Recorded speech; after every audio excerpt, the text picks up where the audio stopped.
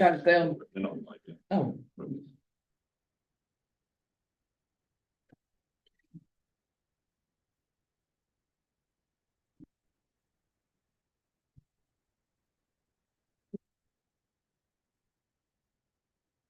Welcome everybody to the Cansdale Business Support Centre visitors and those joining us on YouTube to the September 2024 Plans Committee meeting.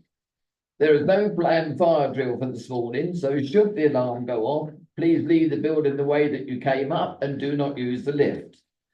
I would just like to ask committee members to introduce themselves by stating their name and the ward they represent, and likewise could the officers introduce themselves. So starting. My name is Doug Bushby. I represent Bideford North Ward. Good morning, everybody. Councillor Chris Leather, and I represent Northern. Morning, everybody. Councillor Doug Smith, representing Great Torrington. Morning, everybody. Councillor Chris Wheatley, representing Sheffield and Bantry Ward. Good morning, everyone. I'm Jane Whittaker and I represent Northern and Orchard Hill. Good morning. My name is Kit Apple. I represent Milton and Tamarside Ward. Morning, everybody. My name is Peter Haynes. I represent Appledore Ward. Good morning. Hugh Thomas, representing Bideford East Ward. Good morning, Stacey Dory, Head of Legal and Governance. Good morning, Rosemary Locke, representing Two Rivers and Three Moors. Good morning, Helen Smith, Planning Manager. Good morning, everyone. It's James Clements, Principal Planning Officer. Good morning, Tom Vanstone, Democratic Services Manager. Good morning, Kirsty Brown, Democratic Services Officer. Thank you very much. So moving on to the agenda, item number 1, apologies. Thank you, Chair. We've got apologies from Councillor Pennington with Councillor Thomas substituting. Thank you very much. Item number 2, to receive the minutes of the meetings held the 11th and the 25th of July. So starting with the 11th of July. I'll move those, Chair. Seconded by Councillor Hempel.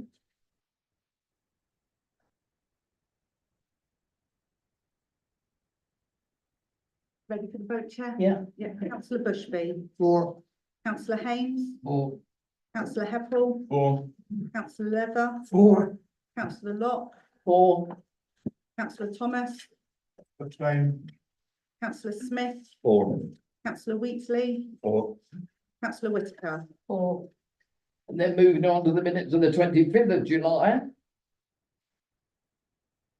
Again, I'll move those, Chair. Okay. I'll second. Thank you. Councillor Bushby. For. Councillor Haynes. For. Councillor Heppel. For. Councillor Leather. For. Councillor Locke. For Councillor Thomas. For. Councillor Smith. For. Councillor Wheatley. For. Councillor Whittaker. For. Unanimous, Chair. okay. Thanks. Item number 3, declarations of interest. Members with interest to declare should refer to the agenda item and describe the nature of their interest when the item is being considered. Elected members of DCC and Town and Parish Council who have already considered the plan and application by virtue of their membership of that council hold a personal interest and are deemed to have considered the application separately, and the expressed views of that council do not bind the members concerned who consider the application afresh, which may also include further information. Item number 4, agreements between parts 1 and 2. We have no part 2. Item number 5, urgent matters. Helen is still trying to organise training to the changes on the MPPF, so that is still in hand. Have you got any other urgent matters? No, and just on that, we did have a session with members at the local functioning workshop on the new MPPF. The agenda for Joint Planning Policy Committee will be published today, which has the draft response. It will be circulated to all members, so they have a chance to look at it. But obviously, those sitting on JPPC will consider that next Friday. I think it is Friday of next week. Item number 6, public participation. The order of speaking is as follows: a member of the town or parish council, 2 members of the public against, 2 members of the public in support. All of the above have 3 minutes each. And then finally, the ward member may speak, and they are not limited to 3 minutes. I will read out the names of those who have registered to speak when we come to each application. So moving on to the planning applications, item number 7. Application A, number 1/038024/LA. The erection of a building for vehicle workshop, office, ancillary facilities, access and cycle pedestrian improvements, Manteo Way, East the Water. And it's on pages 34 to 75 of your agenda. Are there any declarations of interest? So I now ask the officer to give a presentation. Yes, Councillor Lever. Chair, can I just say, I find it a little bit surprising that with Councillor Pennington not being here, Councillor Thomas substituted, because on many occasions he's spoken against the development of this site. Well, that was a decision that Councillor Pennington made, so yeah, we have to accept what Councillor Pennington decided. I'm just I take wondering your if there's point. I take your a point. prejudice of interest, that's all. Thank you. So I now hand over to the officer then.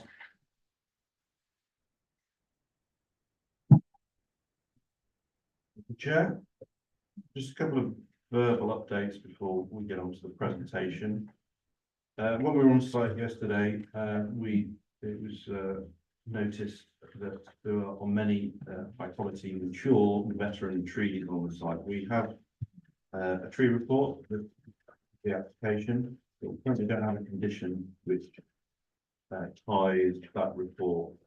That report covers matters such as tree protection and mitigation for works around trees. So I suppose if members are minded to approve the application, that we add a tree condition. And secondly, there is also a LEMP condition, which is a landscape ecology management plan condition. And I think we need to tie that into the landscape strategy. We don't have a detailed landscape plan, but the current condition needs to be tightened up. So I propose those 2 changes.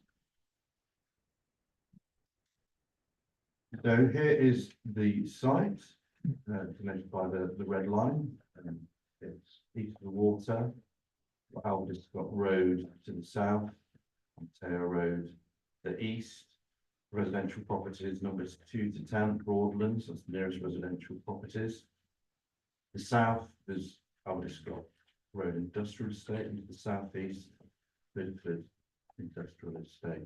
I think before I go on, it's worth just going through what the proposed development is and what it is not, because I think there's perhaps some uncertainty. We've had approximately 80 representations, and a lot of those representations have raised concerns that perhaps relate to a previous scheme and a scheme that involves waste transfer. In terms of this application, this is an operational services centre, and what that comprises is a vehicle workshop, welfare and office building, vehicle yard and parking areas for council vehicles and staff, and that includes storage facilities. We've got 2 new vehicle accesses off Alvescott Road, combined cycleway and pedestrian footway along Alvescott Road frontage, but drainage attenuation pond and associated infrastructure, landscaping, an educational resource, and public access to the recreational link. This centre will not function as a waste transfer station. It will not process black bin domestic waste or recycling or domestic recycling. As well as the fleet of refuse lorries and recycling lorries that will use the site, the grounds maintenance team and the waste cleansing teams will store their vehicles there and have them repaired and maintained. The proposed hours are 5:30 AM to 10 PM on all days. The earliest start would be 6 AM for the earliest crews going on their rounds, and the later crews there would be a 7 AM start. The reason for the late 10 PM finish is not for those rounds for the refuse and recycling. They generally finish sort of mid-afternoon. The late 10 PM requirement is primarily for the street cleaning team. The reason for the application is Horwich currently have 4 existing operational sites for the storage and repair of their vehicles. And one at Holsworthy, two in Biddeford, and 1 at Torrington, 3 of which we own. And it's proposed to replace all of these existing sites and roll them into this new modern facility. So just continue the presentation. So just zoomed in, just a closer contextual image showing the residential properties to the west and the proximity of all the existing industrial development. To the west of Manteo Way, there's the new Devonshire Homes development that's currently being built. 2 phases have been built there. This is just the planning application red line plan. This is a plan just identifying the current constraints on the site. The majority of the site has quite low ecological value. It's an agricultural field, historically used for grazing. But on the boundary of the site, there's existing native hedgerows and many mature trees. On the eastern side, there's a row of mature trees, and that's known as the Drovers Trail. That currently has sort of ad hoc public usage, although it's not actually a public right of way. These are cross sections of the existing site. The site gently drops from the southeast to the northwest by about 7 meters. Yeah, this is just cross sections looking towards Broadlands, just showing how from Alverdiscott Road the land falls away to the northwest. Another constraint of the site is that small proportion of the site is within flood zones 2 and 3. There's an unnamed watercourse that runs along the edge of the Drovers Trail and along the eastern side, and then along the northern side. There's about less than 7% of the actual site is within flood zones 2 and 3. It's just a more detailed plan showing you the flood zones in the northern part of the site. So this is the proposed site plan. The layout proposes 2 accesses off Alverdiscott Road. On the left-hand side, closest to Broadlands, that would be the employee access. And the car park provides 66 spaces, primarily for cars, but we've also got motorcycles, there's EV parking spaces, and the bike shelter as well. On the right hand side, that's the main access for all the vehicles, the refuse vehicles, recycling vehicles, etc. Can everyone hear over there? Just about. Thank you. So on the western side, so that's 42 spaces.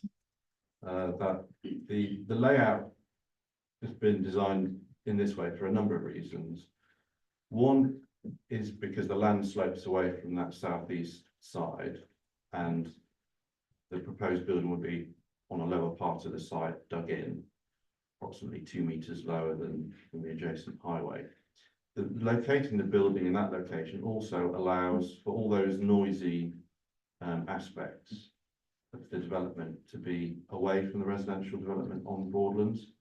So the building would serve to restrict noise.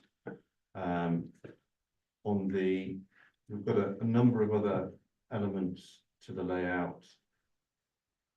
So you can see on the western boundary of Broadlands, there's a planted bund, so a hedge bank that would be planted that would screen that boundary.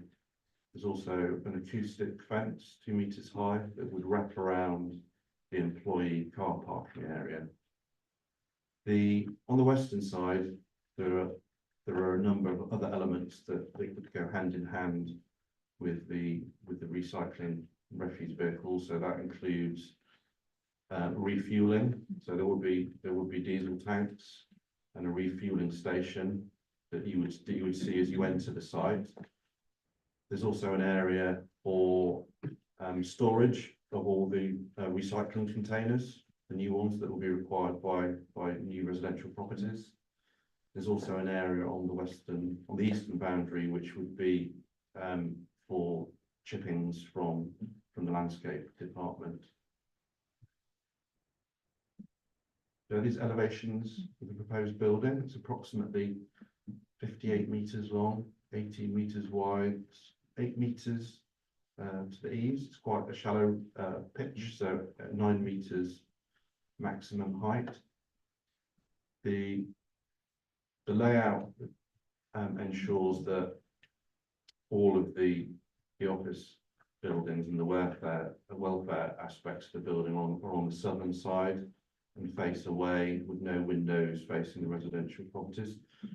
This is a very typical commercial industrial type building. It would be steel portal, we have a brick plinth with steel sheeting for its walls and for its roofs.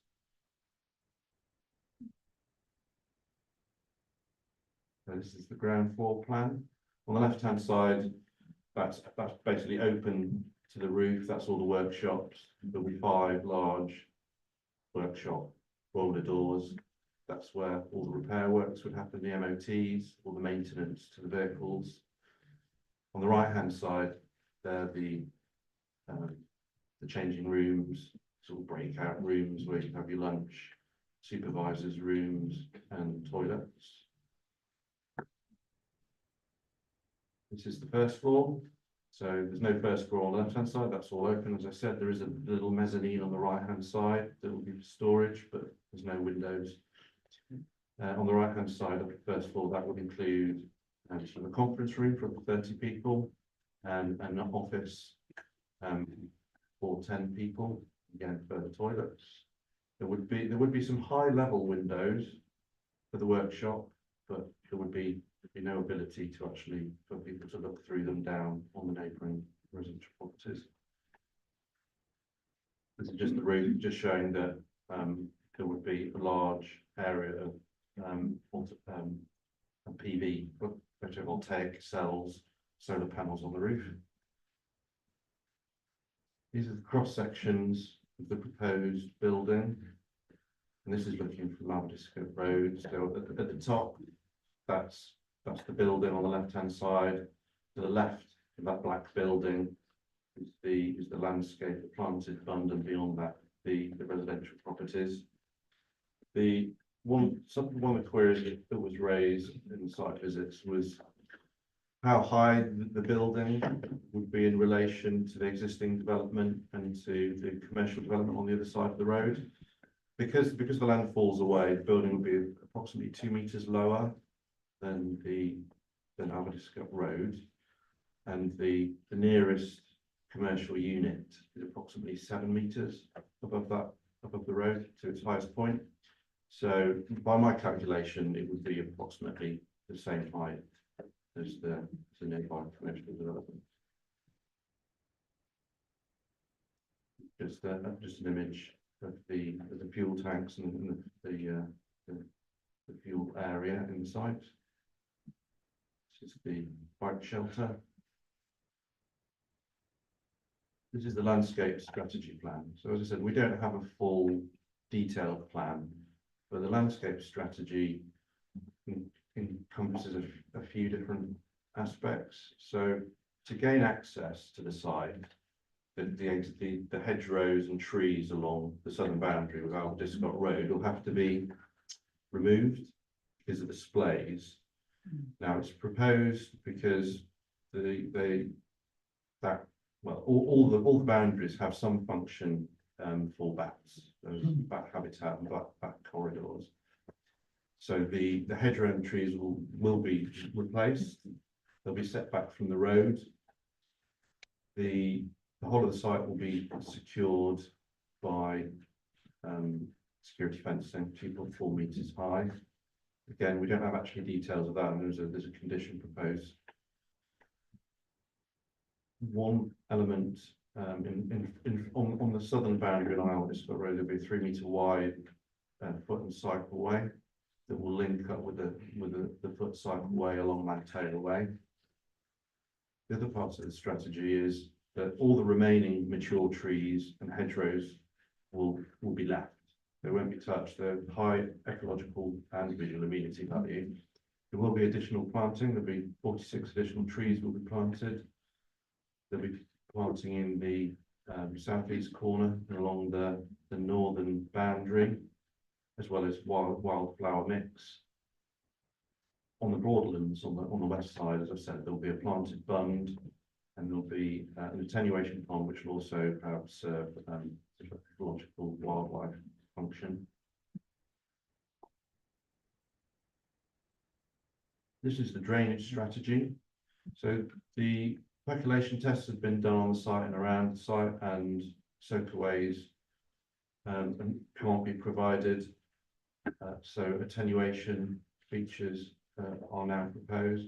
The blue area, the square blue area that's shown in the middle, and also on the employee car park, that's sort of like attenuation, below ground attenuation features.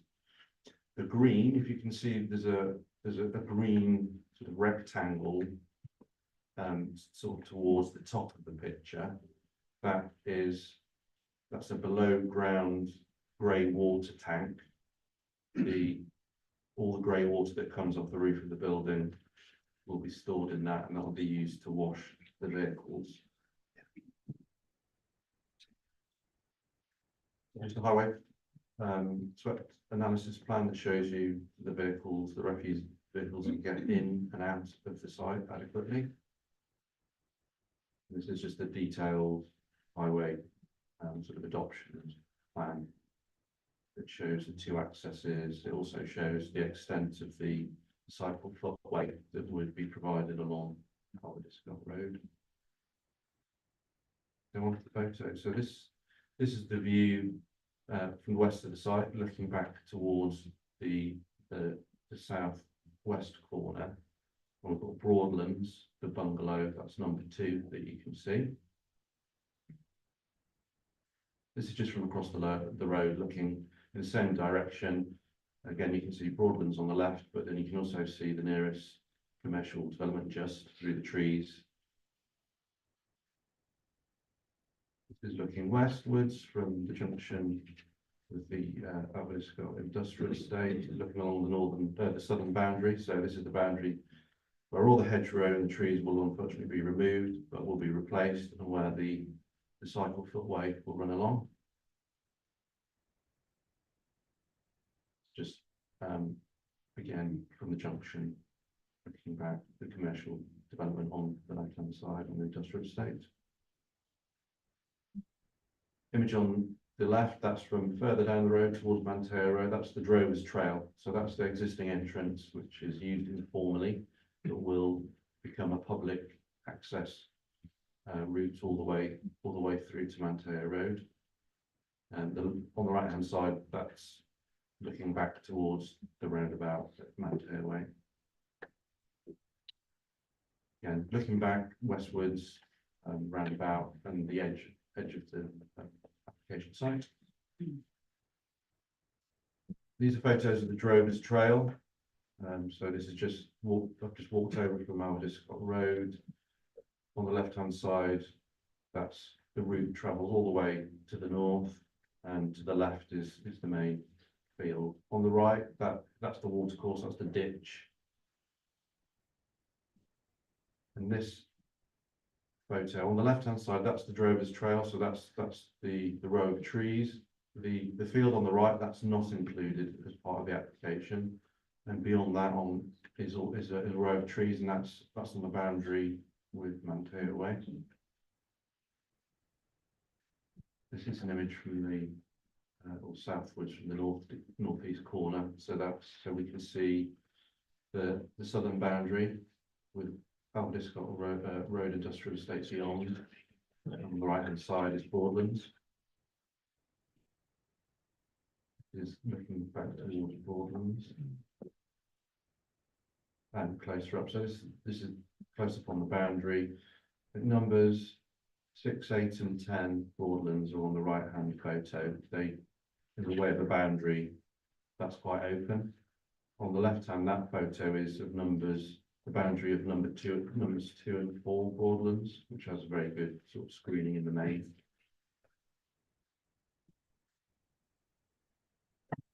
This image is just looking back towards Manteo Way, and you can just glimpse the Devonshire Homes development. And also you can see the Drovers Trail with all the trees along it. This is images from the northern boundary, the southern boundary, sorry. Along Descott Road. This is the northern end of the Drovers Trail, looking in the existing field access into the site, and on the right hand side, this is looking back towards the gateway and what would be the new public access across from the Devonshire Homes development. Here are a few photos, images of the council's existing depots. So this is Westcombe Depot, which is in Bideford, that within part of Bideford's industrial heritage, a very nice Victorian building. It's quite antiquated, to say the least, and it's just the road that this is taken with a wide angle lens. The road, when you're there, is really only fit for one vehicle going up and down the road. And when I was there was obviously this very difficult situation where you've got refuse vehicles meeting each other, other refuse vehicles having to reverse. This is the photo on the left is showing refuse vehicle trying to get into the existing garage for some repair and maintenance, which is quite tricky to do. These are photos from within the depot, just showing you the relationship between the depot and existing residential properties. They're cheek by jowl, they're extremely close together. The current proposal before you is there's a 35-metre gap with mitigation, landscape mitigation. We're talking about 5 or 6 metres between the depot and existing residential properties. Another of council's depots at Torrington on School Lane. Again, this one, the separation distance is a bit more, but again, we've got a lot of residential properties which are close. The nearest bit is 20 metres away. There's no mitigation, it's just a road. And this is just a photo of inside. It's very basic. The current setup at the depot. And the last depot that's owned by council is at Holsworth. This is a much smaller depot. If anyone knows where Waitrose is, as you come under the old train bridge, it's on the left hand side there.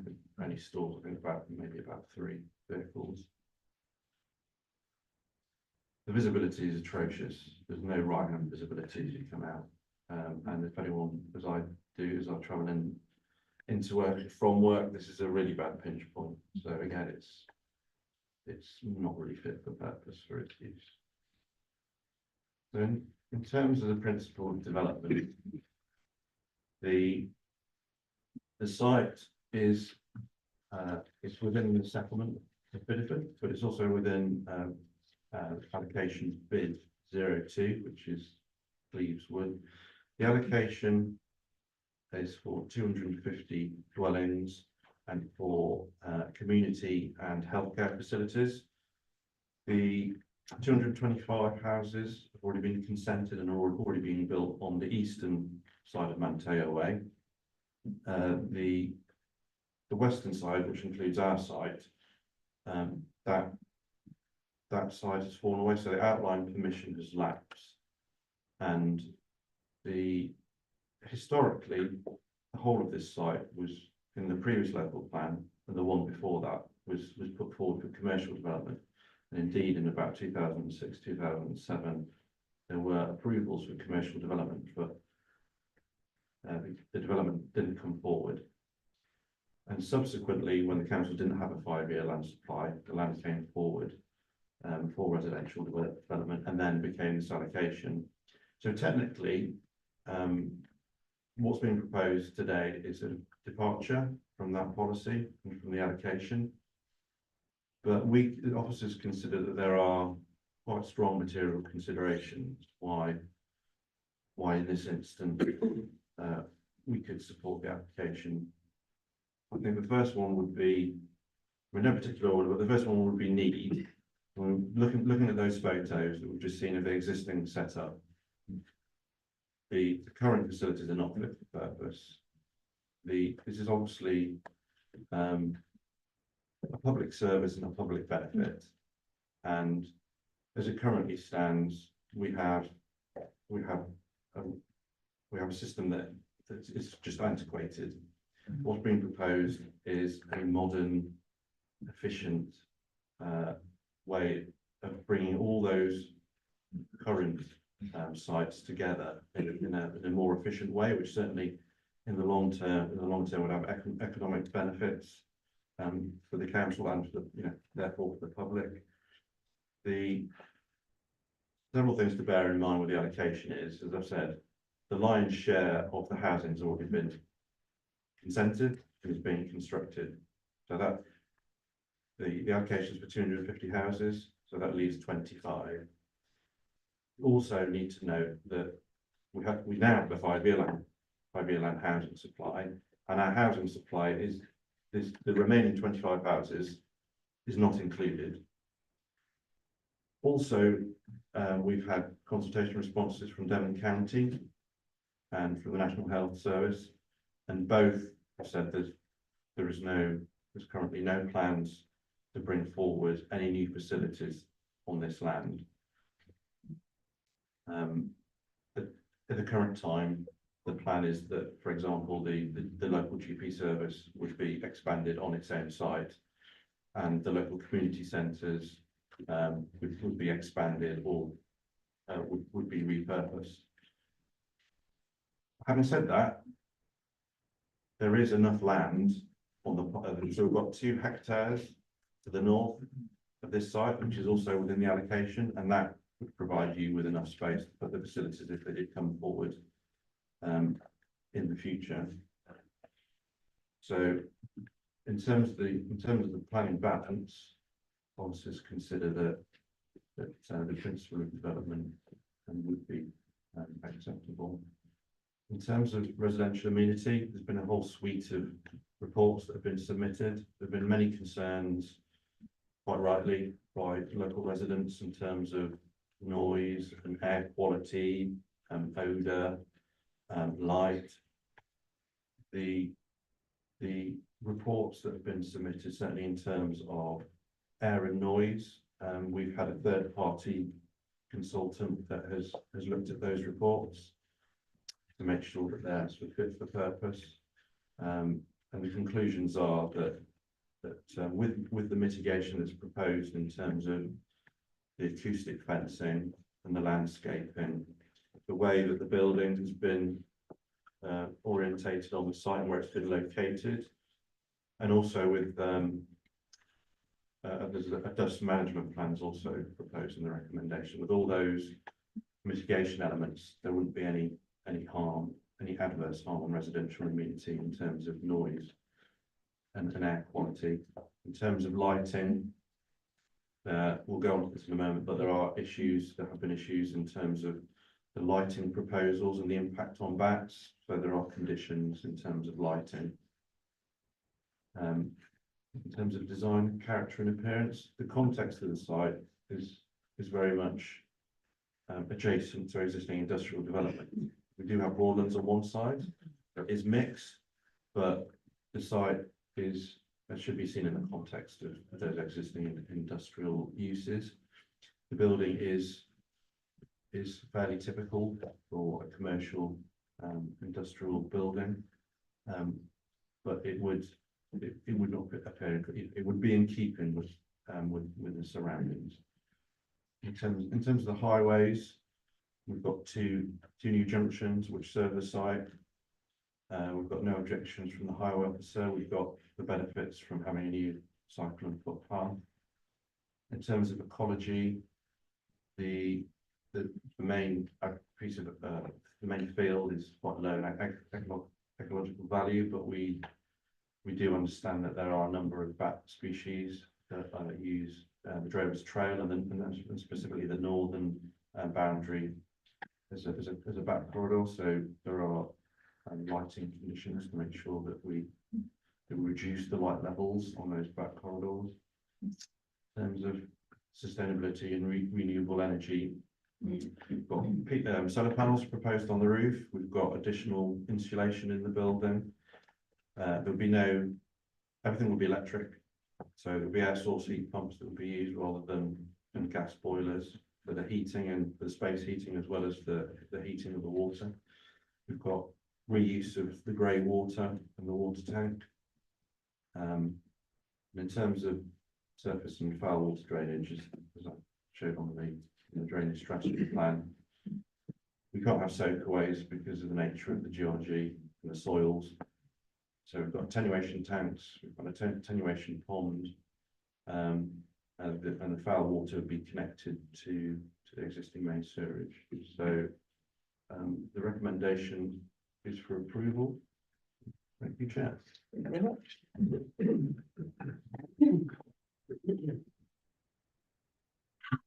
Thank you, James, for that very detailed and comprehensive report. We're now going to the public speakers list. Our first registered speaker is James Mackenzie. If you'd like to come to the table, you have 3 minutes.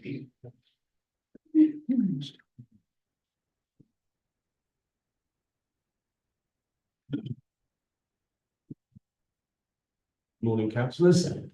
Aye. We have to get quite close to these, don't you? Okay, yeah, great report. Thank you very much. Very positive, as I expected it would be. Well, this potential public nuisance, I don't think should go ahead. You've said it's in keeping with the area, but there's no existing industrial use to the north of the road. It's all on the south and the southeast, so it wouldn't really be in keeping. This council declared a housing crisis, and that land was proposed to be used for housing. Indeed, I think there was a lot of money spent on consultants identifying there was 11 parcels of land owned by Torridge, and they were looked at. This was one of the ones that was proposed for development. So, you know, are we not having a housing crisis anymore? Anyways, is Torridge acting reasonably by proposing this plan, given the negative impact it will have on the community? You say it's got positive impacts, but it would have positive impacts on Torridge wherever you put it. It would have negative impacts on the East Water community. You know, using prime development land for use other than housing is flying in the face of the declared housing crisis. Cornwall Council wanted to build a large crematorium near Bude. That didn't go ahead. It was subject to a judicial review, which I think this would probably end up as a judicial review. And, you know, this council probably can't afford that sort of expense. Indeed, you know, we had problems in Holsworthy not long back, and it cost us a lot of money. The council report accentuates the positives and downplays the negatives, which in my opinion is misleading and gives a false impression of the scheme's viability. Does the council wish to waste more money, more taxpayers' money on this scheme that would seriously impact on the residents of East Water? There were 64 letters or petitions against this development and 1 for, and the 1 for didn't have any material planning considerations as far as I could see. So there's a large public opinion that it shouldn't happen. That's just the 64 on the website. You know, if you look at social media, talk to people down the pub, etc., there's no will or wish for this to happen. So, you know, in my opinion, I think that it's great to have the site on you know, the 4 sites combined onto one, but it's exactly the wrong place to put it. And well, I would urge the committee to use their own thoughts and, you Can know, I ask you to wind up, please? yeah, 3 minutes. make the right decision, you know. There's a recommendation to grant, I mean, obviously, that's what the council wants, but, you know, it's not necessarily what should happen. Thank you very much. Thank you very much. And next registered speaker is the ward member, councillor Gubb, please.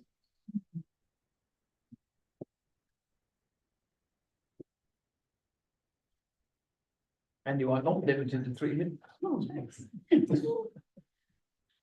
Good morning, councillors, officers. Thank you very much for allowing me to speak. I think I've got my right to speak anyway. So I object to this build because the proposed site is too close to the bungalows. There will be a noise problem with the hours you have stipulated, 5 AM till 10 PM, 7 days a week. There will be an increased rodent activity, devaluation of existing houses and of those about to be built.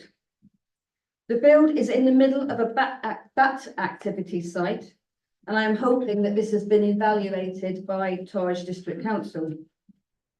The highway will be busy, especially Broadlands. This could be used as a cut through. Odour will be a problem. This area is in the middle of a residential area. Risk of flooding for residents. I have interacted with the residents of Broadlands and surrounding areas. I have had not one single person in agreement with this site. A site that could be added onto at a later date. And before we know it, we will have our full-blown recycling centre. Despite what you have said, the planning at the moment are for current, doesn't say it cannot be added onto. People shout wildlife at me. They waggle their fingers at me, stop me in the street and shout at me. Wildlife, the destruction of the hedges, the population of hedgehogs, bats, birds and newts, amongst other things. We had no choice of other sites. That's what we've been told. I understand we need a home for our vehicles, but this is completely the wrong spot. I am hoping you have read all of the objections, councillors. These are people of my ward. The people I feel very passionate about. They have filled in your questionnaires and put their thoughts to you. Have you listened? Will you listen? All of you have no reason but to vote for this. And do you know why? Because you don't have to have it built near where you live. It is not near your homes. It is not near your back gardens. And you are able to sit outside of an evening and drink your glasses of wine without having any noise, smell, or anything like that. How nice.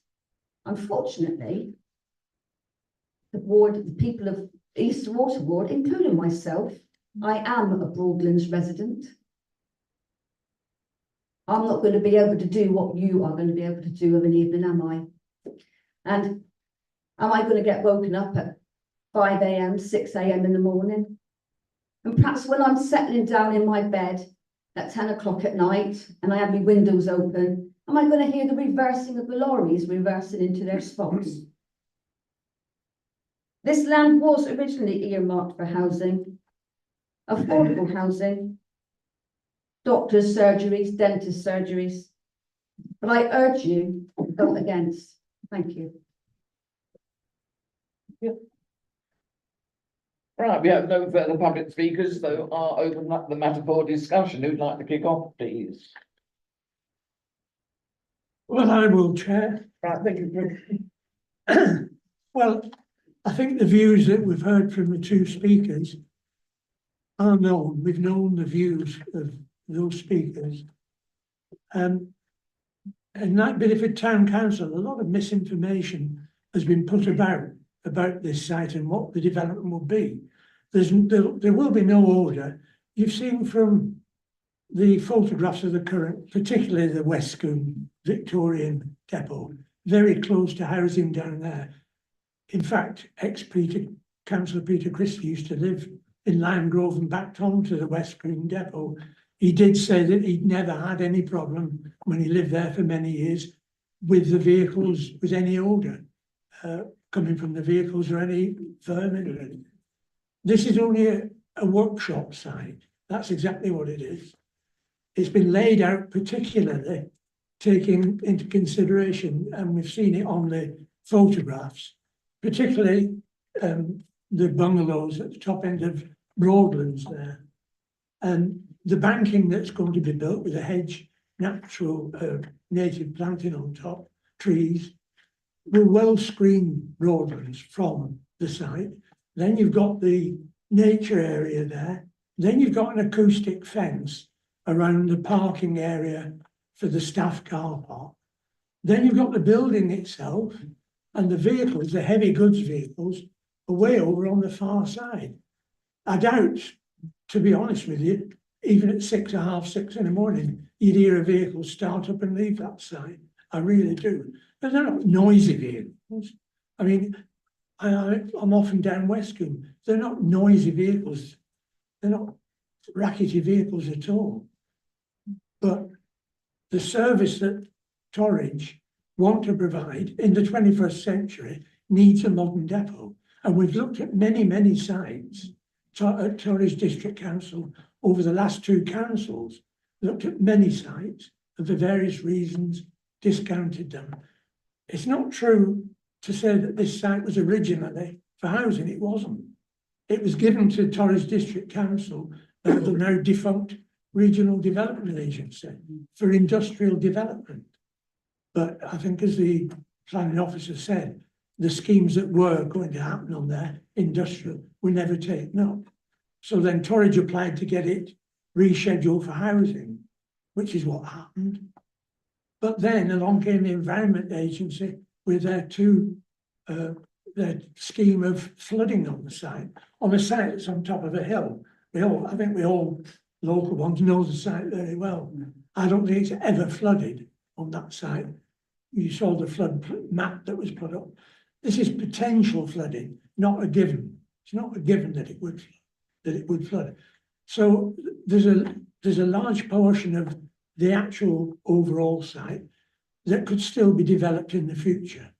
A challenge could be put to the Environment Agency about the designation. The housing that was planned for there is now being catered for over on the other side of Manteo Way, being built. There are a lot of benefits as well, because from that site, and Devonshire Homes are building, there's a light controlled crossing there that comes over onto the site that where the Drovers Trail is. Now, children going to the school, people going to work, people just going down into East of Water itself can cross over. But children, for me in particular now, have to walk along Manteo Way to the corner where the roundabout is, with Evans's business park the other side. Then you've got to cross at that busy junction to get to a footpath on the other side to go down Alvey Road to school. This will get rid of all that. They'll be able to walk up safely up Manteo Way, round the corner, down the new 3-metre wide footpath cycleway, or ride the bikes down it to school. That's a big benefit for me, for the area. I mentioned the screening, and if you do really carefully look at what's proposed to screen that far, the 2 or 3 bungalows at the top end of Broadlands, that's very adequate screening. And I honestly don't believe there's going to be any detrimental impact. The vehicles that will leave in the morning, the vast majority of them will go down Manteo Way and then out over the new bridge, or come into Bideford and go over it that way. The only vehicles that like to go down Alvey District Road are the ones that will serve, as they do now, all housing in East of Water there. They're the ones who will head down. I can't think that any of the vehicles want to go down through Broadlands. It's impossible to think. Why should they go that way? Why should they want to go down the hill into Bideford that way? It's ridiculous. The much better way is what they'll be asked to do, is turn left and go down Manteo Way. So I don't believe there's going to be a big increase. The increase is on Manteo Way, but that's a very busy Road, it was built originally to open up Easter Water for commercial use as well as housing, and that's why it was built in the first place. That's why the Evans Transport have gone there now, and we've got the bit of a business park. So when you consider it in the round, we need a modern facility, Torridge do. There's no planning reason in actual fact to refuse this. There's no planning reason to refuse it. It really irritates me. It's not just this application, but it irritates me with many applications we get about the lack of understanding, and that I would point the finger at sometimes local councillors. Their job is to inform their local, the people who they represent, of what's going on. But sometimes we get applications and you read objections and you think, well, they can't possibly have read the application properly. They're making these comments, they're completely nothing to do with it. So, you know, I'm going to move that we approve this site because it's desperately needed for a very important service that Torridge give in the area. Probably the most important service that Torridge offer the public is our waste recycling and black bag collection, the residual waste, as it's called. And also now we've taken our maintenance of the parks and gardens back in-house. They'll be based there with their vehicles. So, you know, there really for me is all round it's a benefit for me. It's a benefit for Easter Water. It is not detrimental. And I'm pretty sure Councillor Gobb can go to bed at 10 o'clock at night, get a good night's sleep and not be woken up by anything from this side. I'll guarantee that to Councillor Gobb. Right, Thanks, Chair. so you have proposed that it is approved, yeah? Yeah. Councillor Thomas, you were next. Yes, thank you. Yeah. First of all, I'd like to address Councillor Leather's concern about my bias, Steve. Yes, I have raised a number of challenges about the choice of this site. My challenges have primarily been about the choice of the site and the lack of options and scrutiny that members have had in the process. It's been a project led by officers. We haven't been involved in it as councillors. Maybe some councillors have, the lead member for operational services, for example, but we haven't. That's been my opposition. I stood up in a full council and I said, this might be the best site, but we haven't been given a convincing argument. We haven't been given options to consider. And also when it comes to bias, yes, I'm a ward member. Councillor Leather is the lead member for operational services. So he's very keen to push this project. We've also got several Bideford and other local councillors on this committee. And I'm sure they'll be quite happy to have it in Easter Water because it means it's not in their patch and they haven't got residents complaining against them. So they're happy to mark their own homework, so to speak. But they don't want me to have a say on it because they think I'm worried I might raise concerns. And I do have a number of questions. Before I go into those, I'd like to say, I totally agree that we need a new base. I've been to Westcombe Lane, and personally, I think that place is a disgrace. It's an awful place to have to work, and the people who work there, well, you're stars. But I also remember Councillor Leather saying to me, well, mentioning in a committee meeting, I think it was Councillor Leather, he was elected in 1999, and a new depot for operational services was a priority back then, 25 years ago.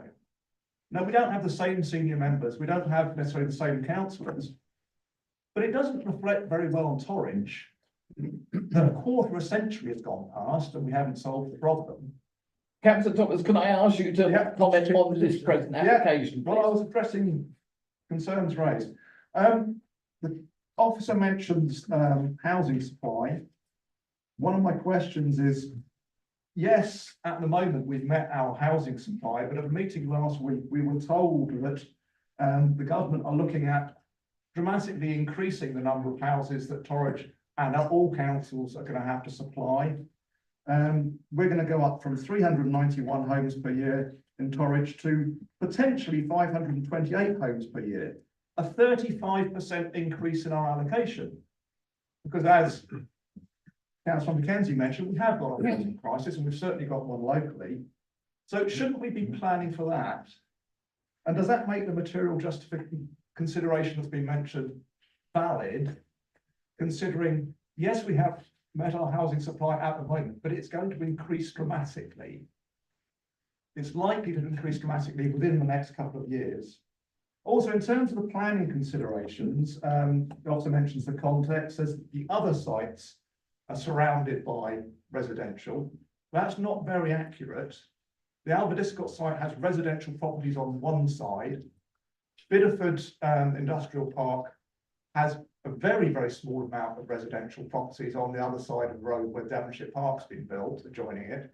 Other than that, it's not surrounded by residential at all. This site could potentially be surrounded by residential properties on three sides. Broadlands on the left, the north, the undeveloped land, which is still scheduled for housing, and the officer says it could be built on for something. And there's a small parcel on the right, on the other side of Broders Way, which could be used for housing. I think our senior project manager, Mr. Redwood, said they might use that for self-build, for example. So this site could have residential on three sites. Councillor Thomas, we can only actually deal with the planning application in front of us. That's the difficulty. And you're talking about changes in government policy and what might happen. But I'm just going to advise you just to focus on this application in front of you. All right. It's future immediately. One specific question on noise.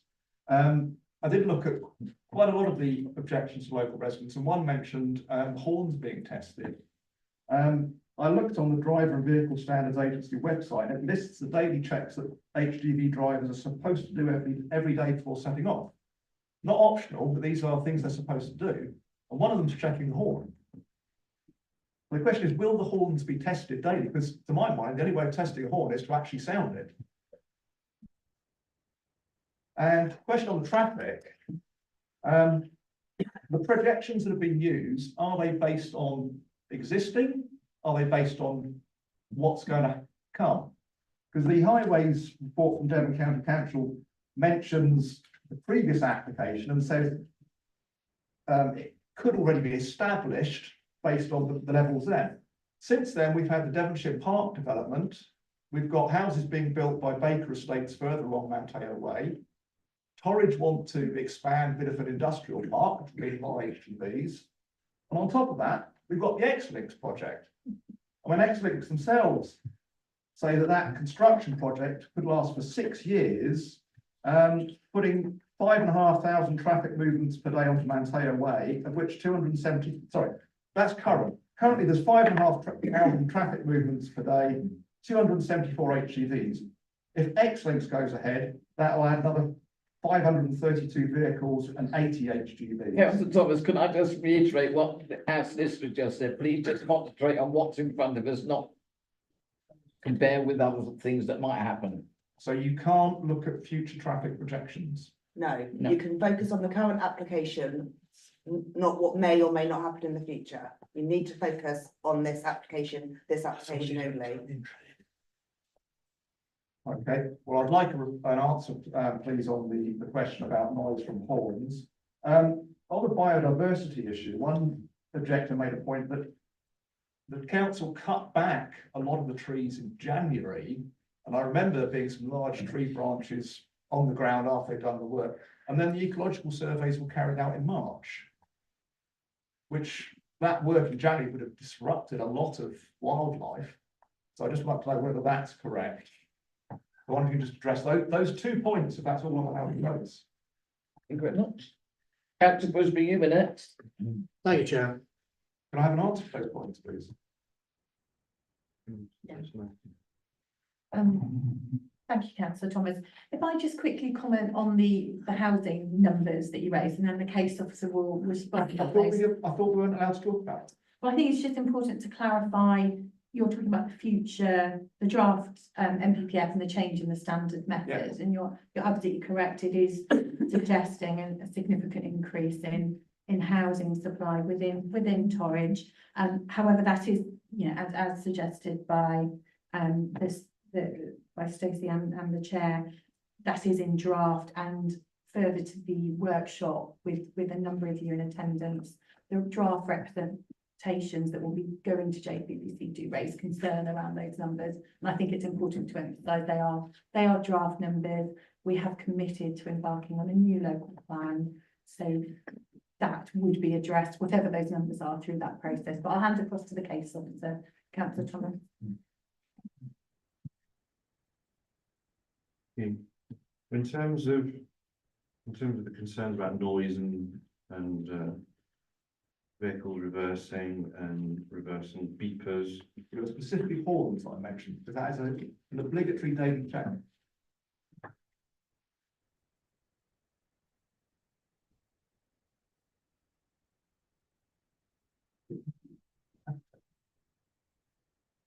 I mean, there's a section in the report that talks about reversing beepers and going on to say that so as a management principle, all vehicles will reverse into their dedicated bays at the end of their shift. Sorry, I'm not asking about reversing beepers. I'm saying that the Driver and Vehicle Standing Agency lists daily checks on an HGV, and they include testing the horn before you park. I want to know if that's done, and if not, why not? But if you just let me finish, because so just going on carrying on from that, the recycling fleet have night switch activated by the driver that enables the sounders to change from an audible warning to flashing hazard warnings from night time and the early morning use. The recycling vehicles also have a check test switch that puts the vehicle through a test routine, enabling the driver to walk around the vehicle to check all lights before starting the engine. Says TDC refuse vehicles will also have similar controls and noise reduction devices fitted. The legacy refuse vehicles will be managed to limit noise. These can also have noise reduction devices retrofitted if this is deemed necessary. Now, in terms of a legal requirement to test the horn, I don't have that information in front of me. That would be an operational matter. If reversing beepers can be turned off, it would seem reasonable that there can also be a method that horns don't need to be tested audibly, that there is a mechanism that they are tested and the machine tells you that it actually works. Okay. Councillor Bushby, Thank you, Chair. Sorry, I had a second question, which was about the. can I just let someone else come and then I'll come back to you? Thank you, Chair. I just wanted to touch on the issue of misinformation regarding this application and the previous application, because I was one of those councillors that attended the consultation meeting up at the Polyfield Centre, and the vast majority of negative comments that were directed my way was with regard to black bag waste storage, processing, etc. And despite my assurances to a number of individuals that had concerns regarding black bag waste, that there was and never was any provision for black bag waste storage on the site. Clearly a lot of that negativity is still around, and I just want to reiterate the point that's been made, that there never has been and there never will be any black bag waste storage on that site.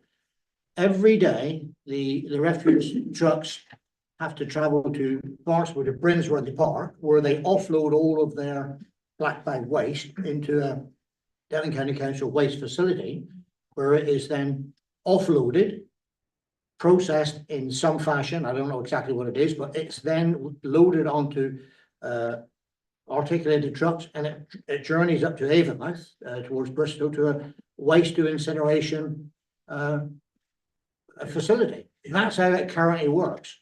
There is no plan in the future for that ever to be on this site. And if I ever thought that it was, I would be in total disagreement with that application. Councillor Gubb mentioned that this is the current application and she doesn't know what's going to happen in the future, and that's a valid comment. But I think I can give her some assurance from the comments, the conversations that I've had with officers, there never will be black bag waste on this site. Whether there ends up in 5, 10 years' time, any recycling on the site as a further application, you know, that may well be the case, but that would be recycling and not black bag waste. And there is a huge difference between the two in terms of smell, the issues that would crop, you know, that throws up. I would also like to just add my support to what Councillor Leather said about the footpath running across the site. Having obviously I've known the sites, I live in Bideford, I've known the site, you know, virtually all my life, but I went up yesterday for the actual site visit, and the footpath comes part way past Broadlands and then ends. So there is probably, I don't know, 150 odd, 200 yards of roadway, which, you know, you have to cross to get to the footpath on the other side, and everyone using it has to do that. This development is going to provide a 3-meter wide footpath and cycleway, which is, in my opinion, a huge benefit to the people of Broadlands, the people of Century Corner that are going either to Tesco's for their shopping or whether they're actually going to school. It is a huge benefit. I don't underestimate the value of that. And because of all of those things, I totally agree with the comments that Councillor Leather said about the need for the site. It's Councillor Thomas, you know, quite rightly said, we've needed this for 25 years. How it ever took that long, I don't know, but we have an opportunity now to address that really, really desperate situation that we find ourselves in with recycling and with our fleet, our vehicle fleet, and I'm going to second the application. Yes, Councillor Hames. Thank you, Chair. Yeah, just a couple of points of clarity. Yeah, it's been mentioned about the traffic impacts, possibly going down into Bideford on the I can't remember the name of the road. What's it called? Alberdiscot Road. Yeah, I think when we first had this application for a complete sort of processing facility, a route condition was put on the planning application, the permission. So I think that the highways people are proposing that we do apply that condition so that lorries go to a specified route, presumably down Ontario Way. The other point is about noise. Just to point out that the existing site down in Bideford is very close to dwellings. So maybe we should consider that when talking about sounding horns and noise, etc., from lorries. Also, until recently, the waste lorries have been down at Appledore by the shipyard, which is very near to dwellings in Appledore. So, to my knowledge, there haven't been any complaints about lorries there. So, I think we need to put this in possibly in context, really. Right, I'll come back to Councillor Thomas. I'm just wondering if I can have an answer to a question on the biodiversity and whether the trees were cut down shortly before the ecological survey was carried out. And also just to mention in terms of the footpath, the cycleway, I think that's a complete red herring. You could make highways improvements, safety improvements along that stretch without building this. You could. If it's developed as housing, that will probably happen anyway. I don't think that's really a benefit that we can chalk up as a benefit of this project. It could be done anyway. But it is part of the application in front of you. Yeah, but that doesn't justify it to my mind. Councillor Whittaker. Oh, thank you. I always knew this was going to be a really difficult conversation for all of us. And I know how difficult change is, no matter how big the change or how small the change. So I've got lots of sympathy for the peoples that live in Broadlands, for Councillor Gove and Councillor Mackenzie, who represent, and of course my colleague on the end, who represent local people. And there must have been lots of concerns about what's going to happen and how noisy it's going to be. But I would say, and I didn't know the site, so I did go on the site visit yesterday and I did walk around the area. And I can understand there are some challenges for the peoples that live in the bungalows that are not screened at the moment by natural foliage and trees.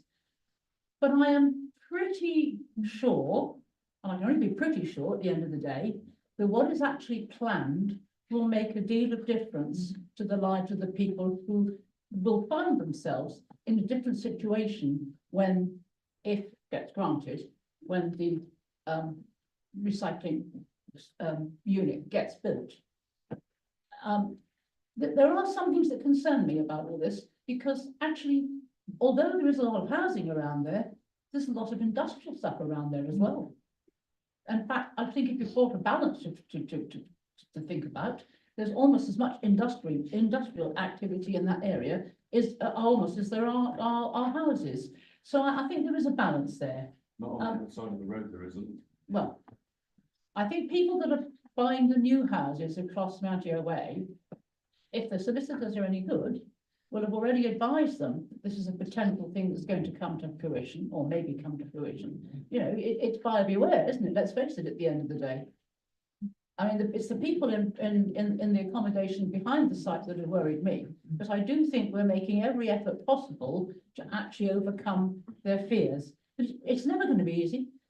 I've always said change is very difficult. Even whatever change you're faced with, especially in this perspective, change is difficult. I know I'm going to have to vote to grant this. I don't particularly want to in some respects, but we have looked over many, many years. But I mean, I know, and I've been here and not here and here again. I know we looked at 5 sites in the past, and for various good reasons, they've never come to fruition. I also think about the guys that work down in Westcombe. You know, I know that's the most, well, I think it's the most appalling place to work. And I really admire all of them for actually staying the course, quite frankly. You know, I really, really do. And we've just got to have this facility. We can't prevaricate any longer.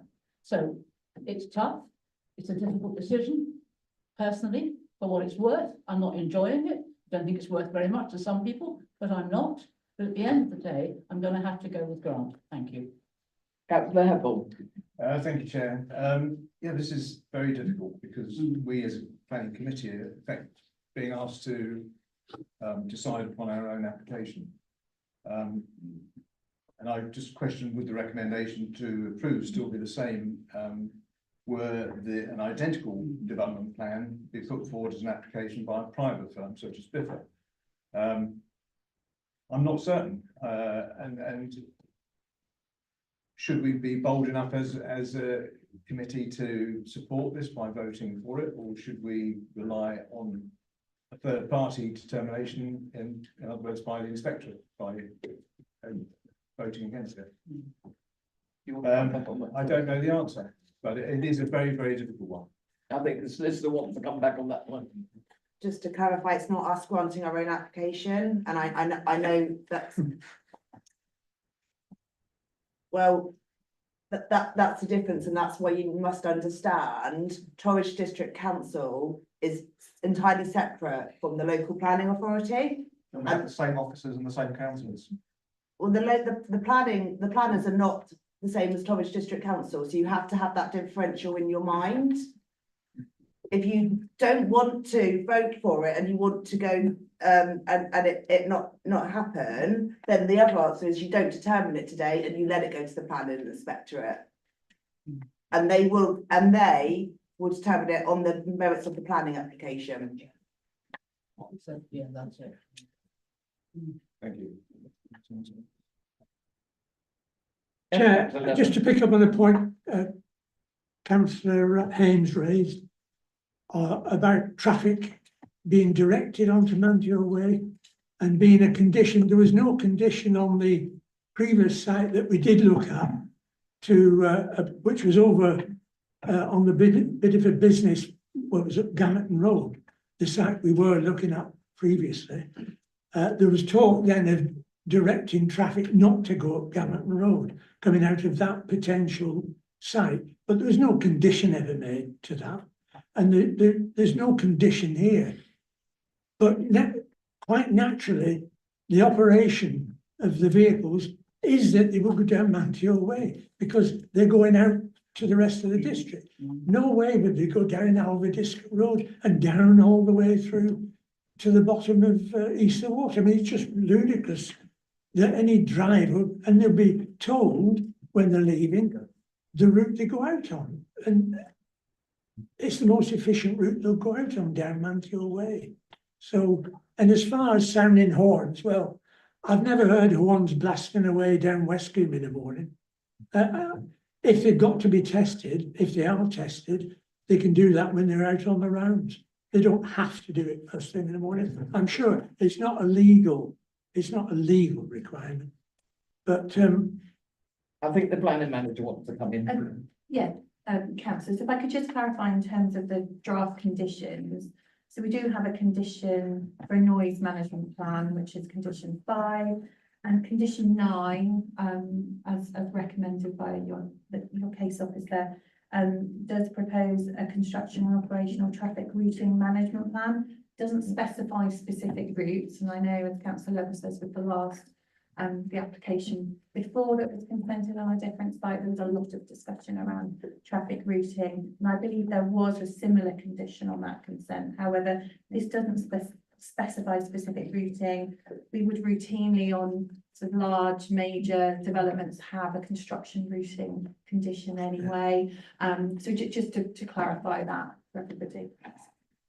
and the other, thanks, Helen, the other point I wanted to make is that, and this has always been very, very important for me on Plans Committee, that we do sit here on behalf of the public, doing a quasi judicial job of considering all applications. And we know that most applications, there's always people in favour, people against, some more than others on whatever it is.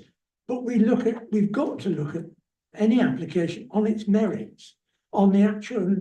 I'm not trying to teach Councillor Locke a job, she knows it thoroughly as chair. We always, and I'm surprised because some of the comments Councillor Thomas has made, he has had the planning training, and he should realise that we sit here completely independent. We may be councillors, but let's not forget councillors are the public. We are the public, and we're here to represent the public. And we listen to it, and there's this thought that we never take any notice of parish and town council comments. We do. It's probably the first thing, certainly for me, I ever look at when we get an application. What do the local, but if you look at the Bideford response to this, there's a lot of misinformation in that, in their reasons. But I don't poo-poo this footpath at all that's going to be provided. Yes, it could be provided now anyway, but the county council won't just go and do it. It has to come from development. But it's an enhancement. Likewise, the Drovers Trail, which when we walked down it yesterday, and I've been up there before, I do know it. It's a wonderful natural area down through there with the stream, which can be enhanced to run properly down there, and the other land between that stream and Manthill Way. It's a lovely area, and for anybody coming out of that development, particularly children going to school, to come in the summer and perhaps in the winter as well, and walk up through the Drovers Trail to get onto Alva District, brilliant, or riding the bikes up through, brilliant. It's a lovely area, that. And the whole site, enhanced as it's proposed, the ecology of the site, enhanced as it's proposed, is fantastic. Along Alva District Road now, most of that, it isn't proper hedging, it's a load of brambles tangled up in an old wire fencing, a lot of it. But when this is widened and the visibility displays are developed and a fence, security fence is put there, behind that will be planting, hedging and trees. In 5 years' time, it'll look completely different now. And I really do. Thank you for those comments. I really do want to stress that I do not believe there'll be any adverse effects from this site for the public. I mean, from my point of view, I do agree with Councillor Leather that there are actually no planning reasons to turn the application down. I mean, Devon County Council got no objections. The Environment Agency and their second response have got no objections.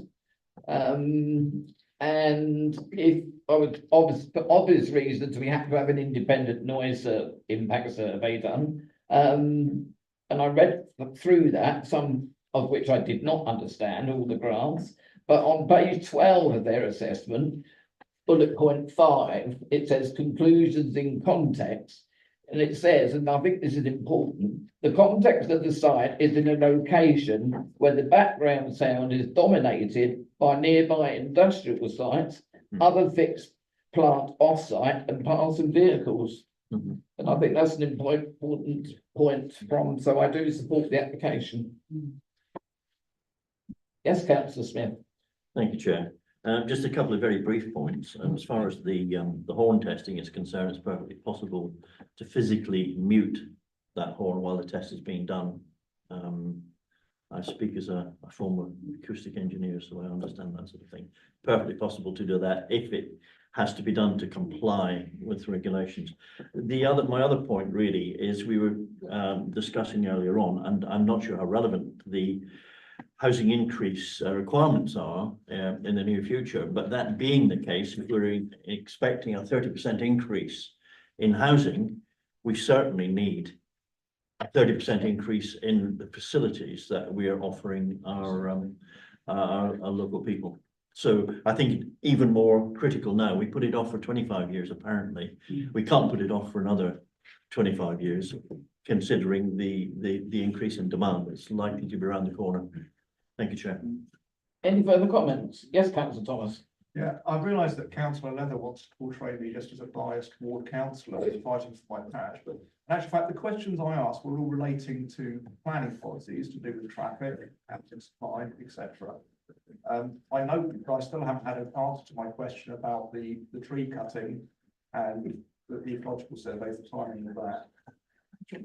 Yeah, on that point, councillor Thomas, as a planning authority, we can't comment on when, as a landowner, the council trimmed back trees. I think we have sufficient ecological information for us, all of the required surveys have been undertaken. So that's not really something that the planning team can comment on.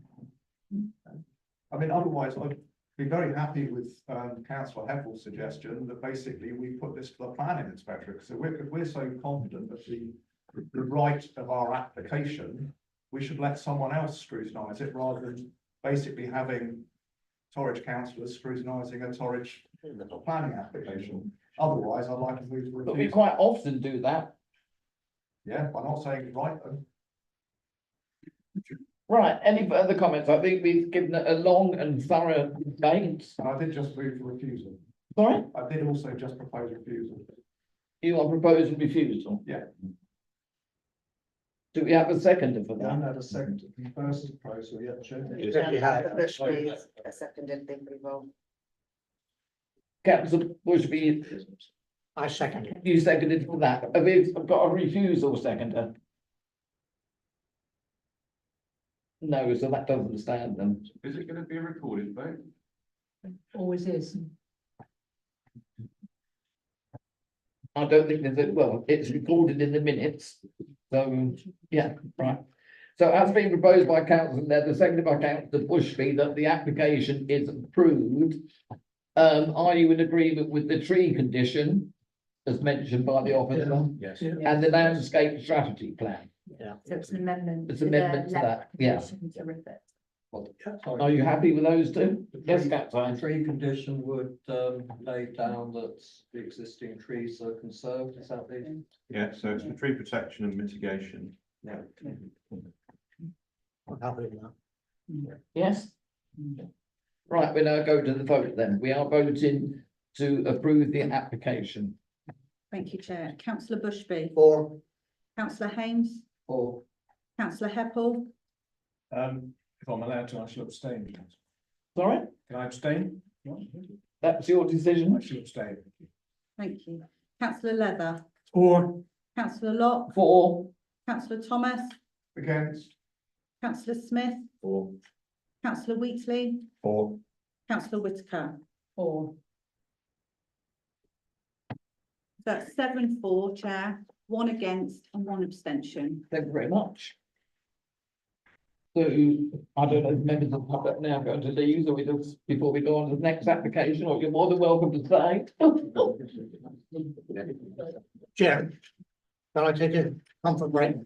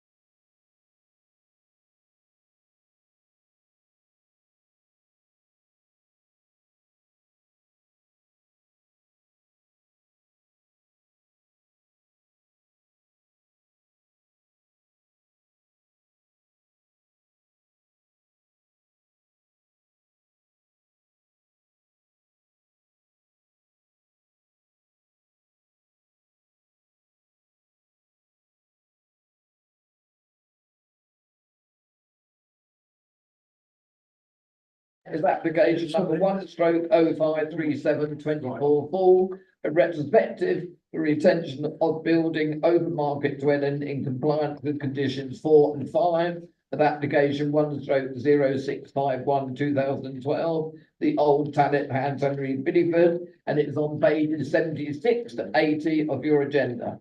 Are there any declarations of interest, please? Yeah, I now ask the officer to get the presentation, please. This is application 1/0537/2024/FUL. It's for removal of conditions 4 and 5 of planning application 1/0651/2012/FUL. Condition 4 was that the business floor space of the live work unit shall not be used for any purpose other than as an office within class B1 and or provision of education within class D1. And condition 5 was that the residential floor space of the live work unit shall not be occupied other than by a person solely or mainly employed in the business occupying the floor space. The site is to the south of Bideford, approximately 1.5 kilometres. It's accessed along a private track that's about 350 metres in length. The property at the Old Tallet is surrounded by a couple of other properties, residential dwellings at Ashridge Barton and Ashridge Cottage, part of which is a holiday let. As shown on the location plan here, on the aerial image. It's a two-storey detached stone barn that was granted permission in 2012 for the conversion of a redundant agricultural barn to a live-work unit. Since then, the ground floor of this property has been used for domestic purposes. As you can see here, office and playroom. So this is the retrospective application for the removal of those conditions for it to be used for commercial purposes. These are the previously approved floor plans. The main one to consider is the ground floor. On this, if you zoom in, it was both the two rooms. Left was office space. Over to the left, next to the office space. So that's the ground floor. As you can see, there's an entrance hall, and then either side it's office space. So that was the previously approved plans on the 2012 application. And these are the proposed floor plans now. So again, it's just the ground floor, which is now marked as playroom. At the moment, one of them, the one to the south, is used as an office, but it's for domestic purposes, so to remove the work element of the live-work unit. The close up of the ground floor. So the main consideration is just, would the removal of conditions 4 and 5 meet the North Devon and Torridge local plan policies in terms of principle of the development? The other policy considerations were considered under the previous 2012 application and don't need to be reconsidered today. In terms of DM13, the employment use is not being lost. Instead, it's conducted more remotely by the applicant now. And there is some kind of office space still premises. And that DM27 would be applicable, that the conversion of this redundant barn would be supported in principle if it was before you today for conversion to a market dwelling. And therefore, it is recommended to approve the application. So we have one registered speaker, Mr. James Pennington, please. You have 3 minutes. Good morning, everybody. As many of you know, our lives have seen tremendous change over the past few years, largely due to the impacts of COVID-19. The pandemic has reshaped how we live, work, and interact with one another. For many businesses, we've had to adapt to new ways of working, primarily through technology, especially video conferencing. Remote work and virtual meetings, once considered luxury, has now become the norm. This shift has reduced the need of physical office spaces as customers and colleagues have grown comfortable with working together digitally. With that in mind, my family and I have made the decision to repurpose part of our home that has been used for a business, converting it into residential space to meet the needs of my growing family. Customers are no longer coming to the office in person as they once did. Instead, we're meeting them over Zoom or Teams. And that has opened up new opportunities for us to reconsider how we use the space at home. The last few years has shown us the importance of family, health, and creating a home where everybody feels comfortable and supported. As my family has grown, so too have our needs, more bedrooms, more space for kids to play, and more areas we connect as a family. This change has been about making our home more of a home place where we can focus on raising our children in an environment that is nurturing and spacious. Of course, this decision doesn't mean we're moving away from business altogether, but rather embracing the flexibility that modern technology allows us. I'll continue to meet clients virtually and run operations just as smoothly as before, but without the need for a dedicated office space. This shift, while necessary for our family, is also an exciting opportunity to blend personal and working life in a way that suits us in the way we're living nowadays. As the photos have shown, one is considered as a playroom for the children, and the other home office space is where I work 1 day a week with my employer, and my wife, as a primary school teacher, uses it as a area to mark books and lesson planning questions. Thank you for your consideration. Thank you. Right, we have no further public speakers, so I'll throw the matter open for discussion. Who'd like to kick off? No hand, yes, Councillor Leather? Well, yeah, I mean, it's come to this committee because Mr. Pennington's father is a councillor.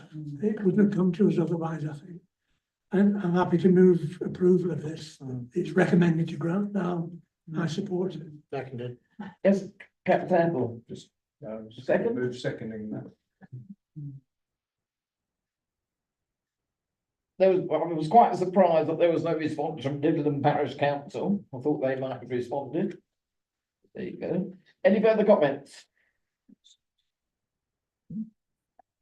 So it has been proposed by Councillor Leather, seconded by Councillor Heppel, that the application is approved. So can we go to the vote, please? Thank you, Chair. Councillor Bushby. Or, Councillor Haynes. or, Councillor Heppel. Or Councillor Leather. Or, Councillor Locke. For, Councillor Thomas. Or, Councillor Smith. Or, Councillor Wheatley. or, Councillor Whitaker. For. Thanks, that's unanimous, Chair. thank you very much.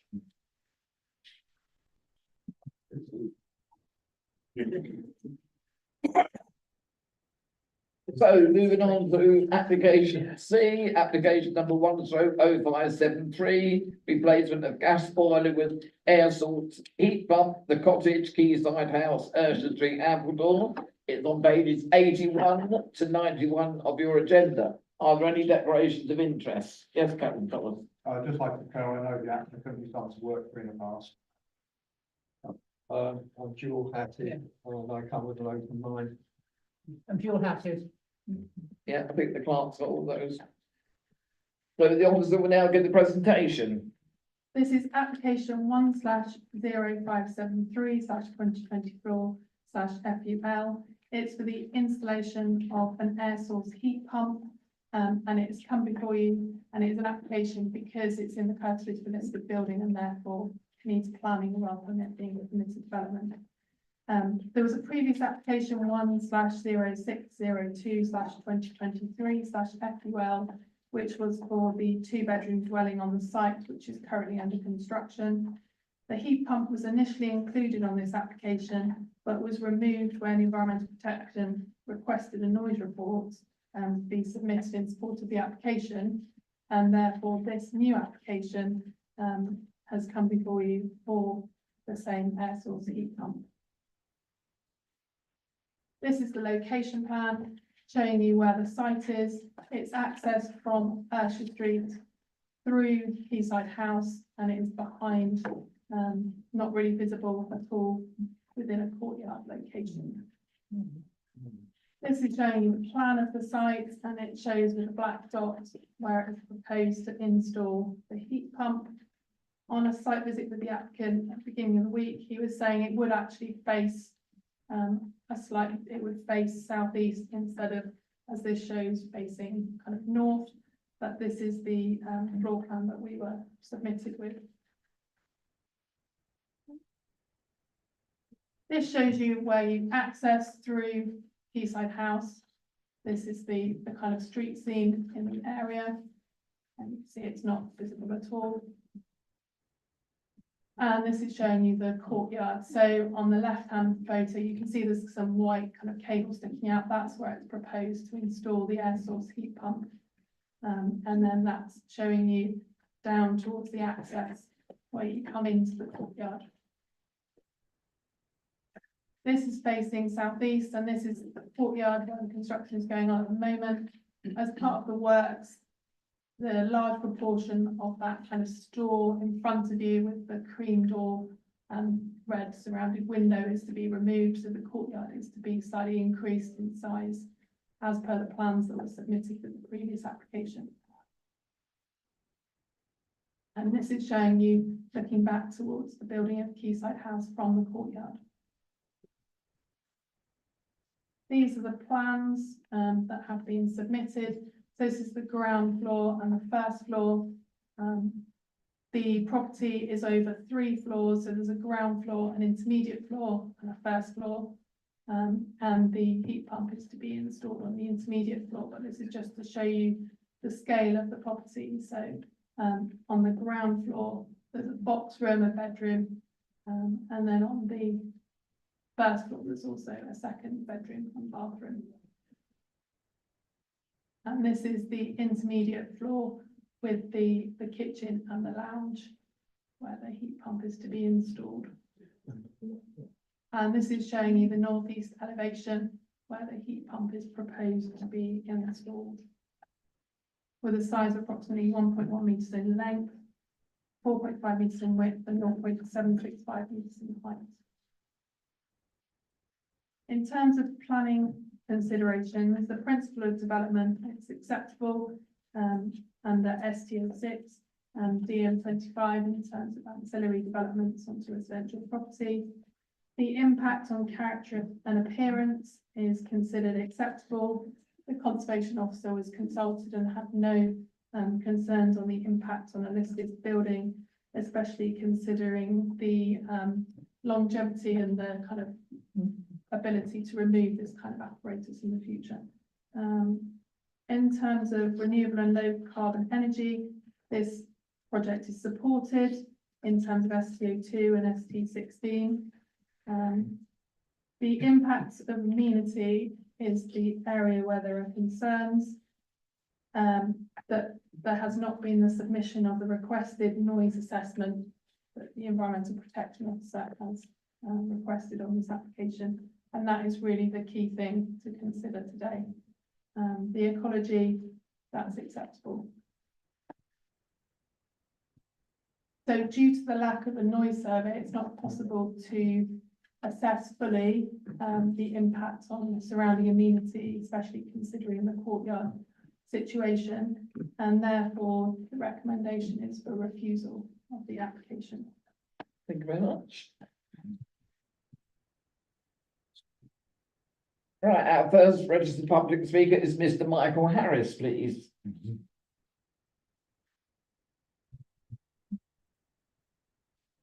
You have 3 minutes when you're settled. Thank you. Right, hello. I really shouldn't be here for this simple planning application, only necessary because my building is listed. What my wife and myself have done to rescue the old stables and hayloft at Quayside House, our home for 40 years, should be being held up as a demonstration of what can be done to bring a dilapidated building up to a modern standard. Instead, we find ourselves blocked, ironically, by an environmental protection officer. I've objected to the virtual site visit as I have a suspicion that this could be manipulated, whereas I believe that a visit from any one of the committee members and a 5-minute chat would result in the understanding that there is absolutely no issue with the proposal. Maybe if the Environmental Protection Officer had bothered to come out to the site, this conclusion would have been reached a long time ago. Bizarrely, we could have another noisy and polluting gas or oil boiler, even a noisy diesel generator running off smelly recycled cooking oil, but not a whisk-required heat pump. The old stables, now known as the Cottage, Quayside House, have gone from a cold, damp and drafty building to a thermally very efficient building suitable for the 21st century. We used a modest inheritance to bring the building up to a standard suitable for our old age and various health requirements, but following costly discoveries such as an impressive well, which obliged us to stray from our original plans, we have run out of money. We are reliant on the boiler upgrade scheme grant for our heating. We initially applied for permission for the heat pump along with our original application last year, but withdrew the mention of it from the application when the Environmental Protection team requested a costly, totally inappropriate and disproportionate noise survey, even though they had already been supplied with all the required technical information for the pump we were aspiring to have. We mistakenly assumed a basic level of literacy and comprehension in the department. Subsequently, we've been made aware of the requirement for planning permission for listed buildings in order to obtain the grant and have had to remake this application. I've forwarded to you all documentation which proves that the installation will surpass the required standard, namely MCS 2020. The Environmental Protection team are looking to misapply an irrelevant generic standard BS 4142. BS 4142 is prefaced with a method implementation document, which under section 1 scope states the parameters under which the standards should be applied. Needless to say, it doesn't cover our instance. This is detailed in forwarded document 2, the ones I've sent to you all. The Environmental Protection Team are basing their incorrect demand on forwarded document 5. This document is from the Institute of Acoustics, and guess what? This document advises that one of their members should be consulted at significant Can I ask you cost to wind up, please? You've had 3 minutes. so that a generic report can be produced. We've considerably exceeded this requirement by producing specific information on one of the smallest and quietest heat pumps ever developed. If we were proposing a massive heat pump capable of heating Buckingham Palace, then this survey could be appropriate. However, the document the council are relying on does state that any survey should be proportionate, so they're not even following their own guidance. I also contend the document itself is. I really must ask you to wind up. Thank you very much. Thanks for democracy. Thank you. So I'd say, given longer than 3 minutes, I'll be able to fully present the case, which is comprehensive, ridicule there. Thank you. Our next registered speaker is the ward member, Councillor Ford, please. Thank you, Chair.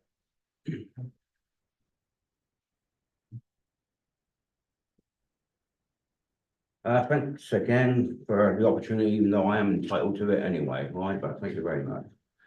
I would like to just confirm before we start, I have had no conversation with any members on this committee reference this application. Would you all agree?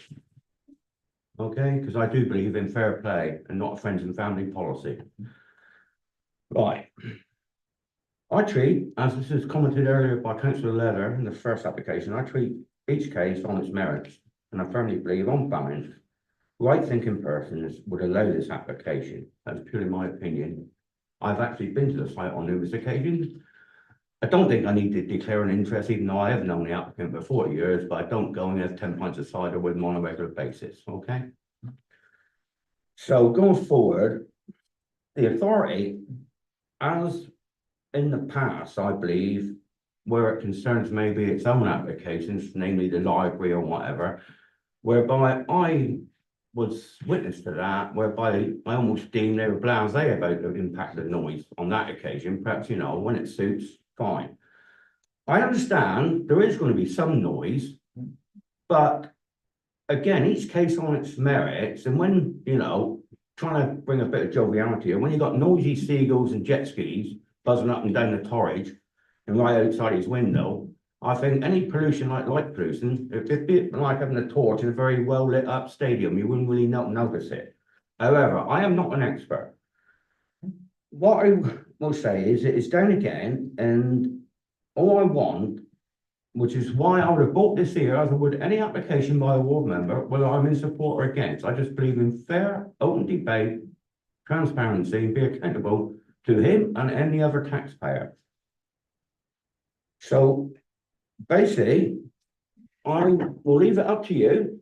I'm not saying for one moment there won't be any noise. Nobody in this room can say, actually, that's the whole point, whether it's going to be like Black Sabbath or Deep Purple or a little song for us. Because none of you are experts and neither am I. But let's have a proper, open and frank debate, and hopefully common sense will prevail. Thank you. Thank you. All right, we have no further registered speakers, so I'll throw the matter open for discussion. Who'd like to kick off? Yes, Councillor Cushman. Thank you, Chair. Well, as has been stated, I don't suppose any of us are experts on air source heat pumps, but I did do a little bit of research online. And I also took the opportunity recently and some months ago when our housing pods were, when they came on stream at just across the road, and they are actually they've got air source heat pumps there. They were very quiet, I have to say. I didn't think that there was any noise intrusion from them. And I would imagine because of the nature of the pump over there, it's supplying heat to a variety of buildings, by like 5 or 6. They're probably quite a lot larger than what is being proposed here. So, you know, on balance, I wouldn't have thought that there was an awful lot of reason for refusing it. So I will recommend we approve it. Yes, councillor Haynes. Yeah, thank you, Chair. I don't know whether the environment officers here, it'd be useful to ask questions, really. Sorry, could you speak up? I don't know whether the environment Yes, officer is he is. here to be Yeah. yeah. one of us, yeah. I just, it says in the report that, it's recommended that the, noise assessment is done. I'm not quite sure whether it is an absolute requirement legally or whether it's, a recommendation. Yeah, clarification, really. So it's a recommendation, and we recommend it on the basis of the material makeup of where that unit's going to be situated. It's in a courtyard. There are lots of reflective buildings in terms of noise and very, very close proximity to residents. And so, although completely appreciate the comments on that they're generally quiet, but again, it could be time of year dependent. When it's cold and that heat source pump's trying to regulate temperature from outside and inside, in the specification, it suggests that the levels be at 54 decibels. Well, the point is, when it's cold, that could be a lot higher, and then it's the impact that that would have on the residents in that area. Ever. Follow up. Sorry, Chair, can I follow up on? Yes, councillor Haynes, carry on. So in your view, the applicants, by providing what he submits as evidence from Valiant, etc., in your view, that evidence doesn't cover the various tests which are required under the standard you've outlined? I think it's just a case of putting it in context. The specification from Valiant would have been done in the parameters that would have been favourable to Valiant. Obviously this, and I kind of want to just caveat all of this, obviously Environmental Health advocate the use of heat source pumps, that's why we're in this job. But in the context of what we're talking about, the specification, although we appreciate it's there, has to be critically analysed. And is it relevant in this particular circumstance? Going back to Councillor Bushby, if you're going against officer's recommendation, you will have to come up with some planning and. Of course I would, yeah. Yes, Councillor Apple. Yeah, just to be, maybe the environmental officer can help us, but I did raise a question during the Zoom site visit, but this has only come to committee because of the fact that it's part of a listed building or adjacent to a listed building. Yes, so generally, air source heat pumps under a certain specification would be permitted development. However, we can still request for those the MCS assessment, which is not very kind of robust. It doesn't really consider the receptors of the noise, it just considers the air source heat pump itself. However, It's incorrect what you said. Sorry, Councillor Ford, please don't however, interrupt. the council's view is that where they have the ability to influence and to where planning is required, that the standard of the BS 4142 study is always required. So there was a previous application, I looked on the system to see previous air source heat pumps, and where there are close proximity properties, that survey has been required in the past, and it has been undertaken by applicants in support of the application, because unless it's done, we need to be sure that it won't have an impact on neighbouring amenity. And due to the courtyard position and the proximity of third-party properties, we can't be sure at the moment. Thank you. Did you want to come back to Councillor? Yeah, because my point was that if this were permitted development, there would not be a requirement for any testing. Not for the BS 4142, we can apparently ask for the MCS, which is a lower level. No, it's not. Right, any other further comments? Just Councillor Haynes. I wonder whether the best course of action is to defer the subject, until the right test results have been submitted. Focus that. This has been requested from the applicant in the first application when it was then removed, and has been requested again in this application, and the applicant has refused to undertake the testing due to the financial cost. There's no point. No, we've exceeded what the request. We've surpassed. Sorry. all the requirements. Yes, Councillor Henry, you want to come back? Try and get themselves out of it. They only come to committee because I called. Sorry, Councillor Ford, That's please factually remain incorrect quiet. though. Not because I called it in, otherwise it wouldn't come here, it would have been refused. Thank you, Councillor Ford. The committee want to come to a decision. Well, I would normally second the movement to approve, but I just find it objectionable to be harassed like this. We're not allowed to debate it properly. No, that's all I have to say. Councillor Thomas next. I was just going to ask, if we were to approve it and there were then subsequently complaints about the noise, what would the situation be?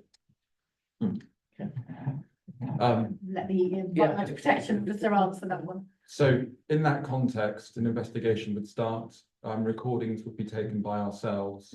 And if those recordings met a level of persistent, continuous impediment on the resident, we would serve an abatement notice. That abatement notice would be to completely abate the noise and or come up with an alternative retrofitted implemented product that could obviously bring the levels down, but there is obviously a cost to that, and we understand that there's a cost to the BS 412. We don't, you know, we're not detracting from that either. Councillor Whitaker. Thank you. The thing I'm struggling a bit with is the fact that if this hadn't been a listed building, it could have just happened anyway. So, and listed buildings are important, and protecting listed buildings are important. No, I've got no problem with that, obviously. But it's a bit odd in a way, really and truly. Because everything would just have gone on and no one would have really, well, you would have known, I suppose you would have, no, you wouldn't have known, would you? It would just have happened. So that's a bit peculiar. Sure. And I find that quite difficult to digest, if I'm honest. So can I clarify that with the officer? I think there was mentioned by the planning officer of a different standard which would apply, but also wouldn't, even though it's permitted development, wouldn't an amenity consideration still apply if it was not listed? So if the air source heat pump had been installed under permitted development, then obviously the same procedure as if it was a noise nuisance, that could happen afterwards. Yes, we wouldn't necessarily know anything about it, but apparently there's also the ability for environmental protection to request this MCS data. Councillor Smith. Thank you, Chair. I can, oh, excuse me, I can probably talk on a professional level at this. I think we've spoken before of the fact that I was an acoustic engineer for 50 odd years. I think all these things are relative. Your existing boiler will be making some noise. I think you have to relate the two things. Is it considerably more than that? Is it less than that? This is one of the quietest, having looked at the technical specifications, one of the quietest ones on the market. If it isn't accepted once it's, assuming this development is permitted and it is installed and it is then causing nuisance, there will be ways of mitigating that. I mean, we've talked about that. You can attenuate noise. It would be a little bit complicated, but under the currently we're trying to be as green as we possibly can. Air source heat pumps are supposed to be very, very good indeed. And from that point of view, if it isn't actually causing a tremendous nuisance, I would support this recommendation, and I would second the acceptance on the understanding that if it is causing a problem, it will then go to a full professional test through yourselves. Thank you, Chair. Bearing in mind, you still have to come up with some policies, yes. In terms of the existing kind of background noise, it has to be considered it is in a quiet courtyard location, Yeah. kind of behind the street, so it's not affected by kind of street noise. And in terms of the gas boiler, it probably is a misnomer that the gas boiler is inside. There is no gas boiler there at the moment. Obviously, that's an alternative way of heating the property. But this air source heat pump is on the outside within the courtyard.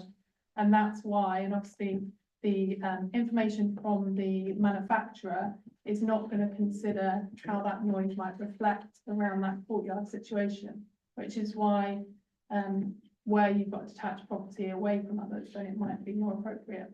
And that we don't know, that is the key thing. Of course. Thank you. Can I just come back and just say, I'm sorry, I thought there was an existing, it's entirely my fault. I thought this was a replacement of, therefore you could compare like with like. There is one, okay, but that was the comment I was trying to make, and the fact that it would be possible retrospectively to mitigate or attenuate some of the noises is the comment. So are you still going to second the? I need to come up with I'll give you time to think about that. Thank you, Chair. Councillor Haynes wants to say something. No? Sorry. Like you said, this is an unusual case to be called in. Generally, if this kind of application reached us, which needed permission, then the applicant would do the test. If they don't do the test, it wouldn't be approved. It's just happens that this one has been called in, which is very unusual. Councillor Leather. Thank you, guys. An intriguing application, this, in many ways. I mean, it's being brought because the building is listed. Is this actually the developed building listed, No, or is it? the development It's Seaview House, isn't it? It's Eastside House, yes. Yeah. So what we've got to consider is the effect on the house, on the listed building itself. I can't think that a heat source pump's going to affect the listed building at all. It's not going to vibrate walls or windows or anything like No, that. the So, conservation officer has no concern. and as we've already heard, under permitted development, it would have gone ahead anyway. I'm full of admiration for the work that the applicant's done on the old stables and straw barn outside. I think making a good job, and I wouldn't know what the cost of this assessment would be if he could afford to do it. It's around £1,500. Yeah, it's a lot of money, isn't it? It's a lot of money. I just think, I'm going to second Councillor Bushby that we do approve it, because listed buildings, if there's a threat to a listed building, that's one thing. I don't believe this is a threat to the listed building. You're talking about the amenity of the area, not the listed building. So it's only been brought under the listed building criteria, which sticks in my throat a bit, that does, to be honest. Yeah. Well, please, 15 please work away at coming up with some planning reason to improve them. 15 letters went out.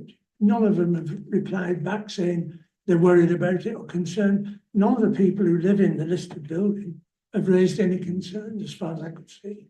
So, you know, and if there is a problem once it's installed, if there is, that can be dealt with. If it does cause a noise nuisance, it can be dealt with. Gas boilers do make a noise because they may be sited inside, but you get a noise comes out through the flue, particularly from these condensing boilers. So, you know, I just think, well, the planning reason is we don't think there's going to be any detrimental impact on the listed building. That's it. I think the planning manager wants to come back. Just on that, I mean, your refusal reason, that doesn't relate to the listed building at all. It's recognised that the listed building and character impacts are satisfactory. There's no concern there. This solely is to do with amenity impact and noise. So not the listed building. I appreciate, Councillor, this is only before you because of the nature of permitted development and the fact that it's not captured under the permitted development regulations. But you do have a planning application before you. I think to rely on the potential to address potential harm in the future through abatement is not the way we should be going. I think there isn't the information there to satisfy in planning terms that there won't be residential amenity harm, and I think that's the key thing that you will, if you wish to move this for approval, it's that clear reason why you feel without that technical information in this case, you feel able to support it and do not consider that there would be an amenity harm. So that's the consideration and why what needs to be articulated. Councillor Hempel. Thank you, Chair. Now we've all had a chance to consider this and discuss it without interruption. I would go along and it was already been seconded, but I would go and support this, that this be approved on the basis that there is no impact on immunity, no adverse impact on immunity. And it would be allowed under development anyway.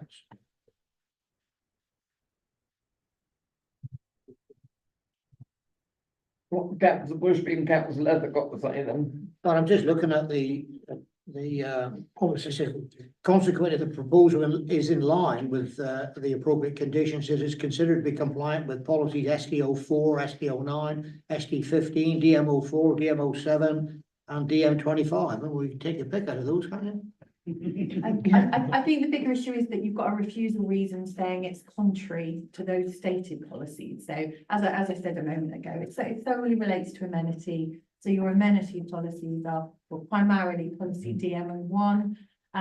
Policy DM25 relates to works within curtilage of dwellings, and that has an amenity element. And then ST16, which is renewable energy, has an amenity element. So what you would need to be saying as a committee is that you do not consider there to be conflict with those policies, or if there is, what your reason is for going against that. I've heard reference to that it could be done anyway under permitted development.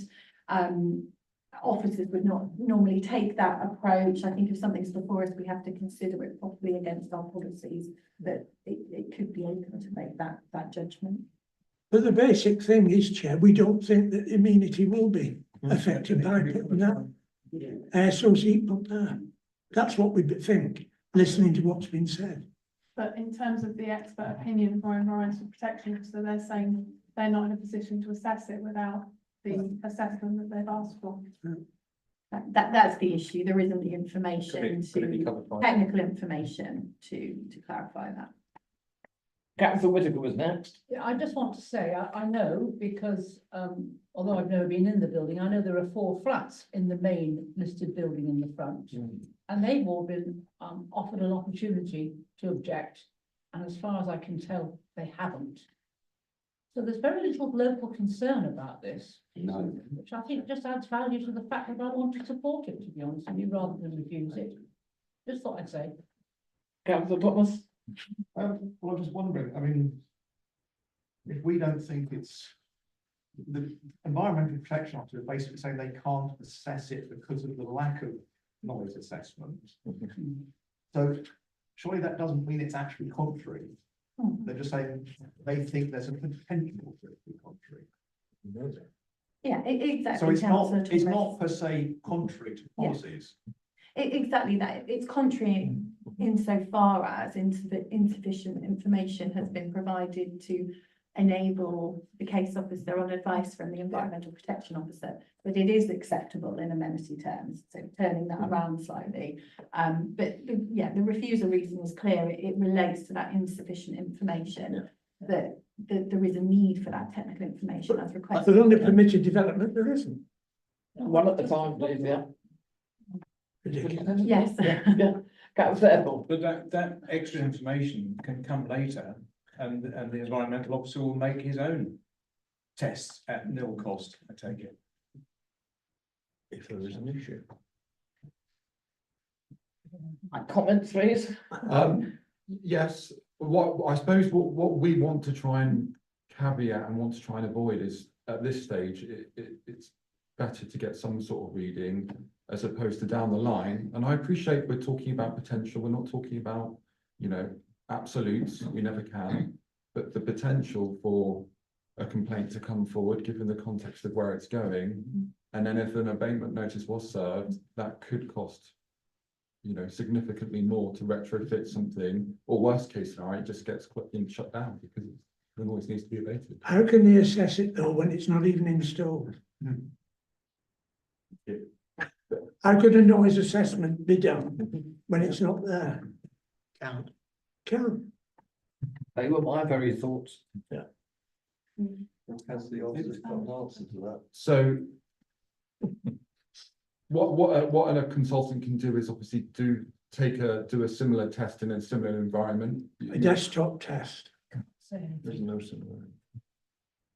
Every environment is different, in my opinion. Every little courtyard, I mean, I've been in dozens of these things over the years, and they've got their own acoustic peculiarities.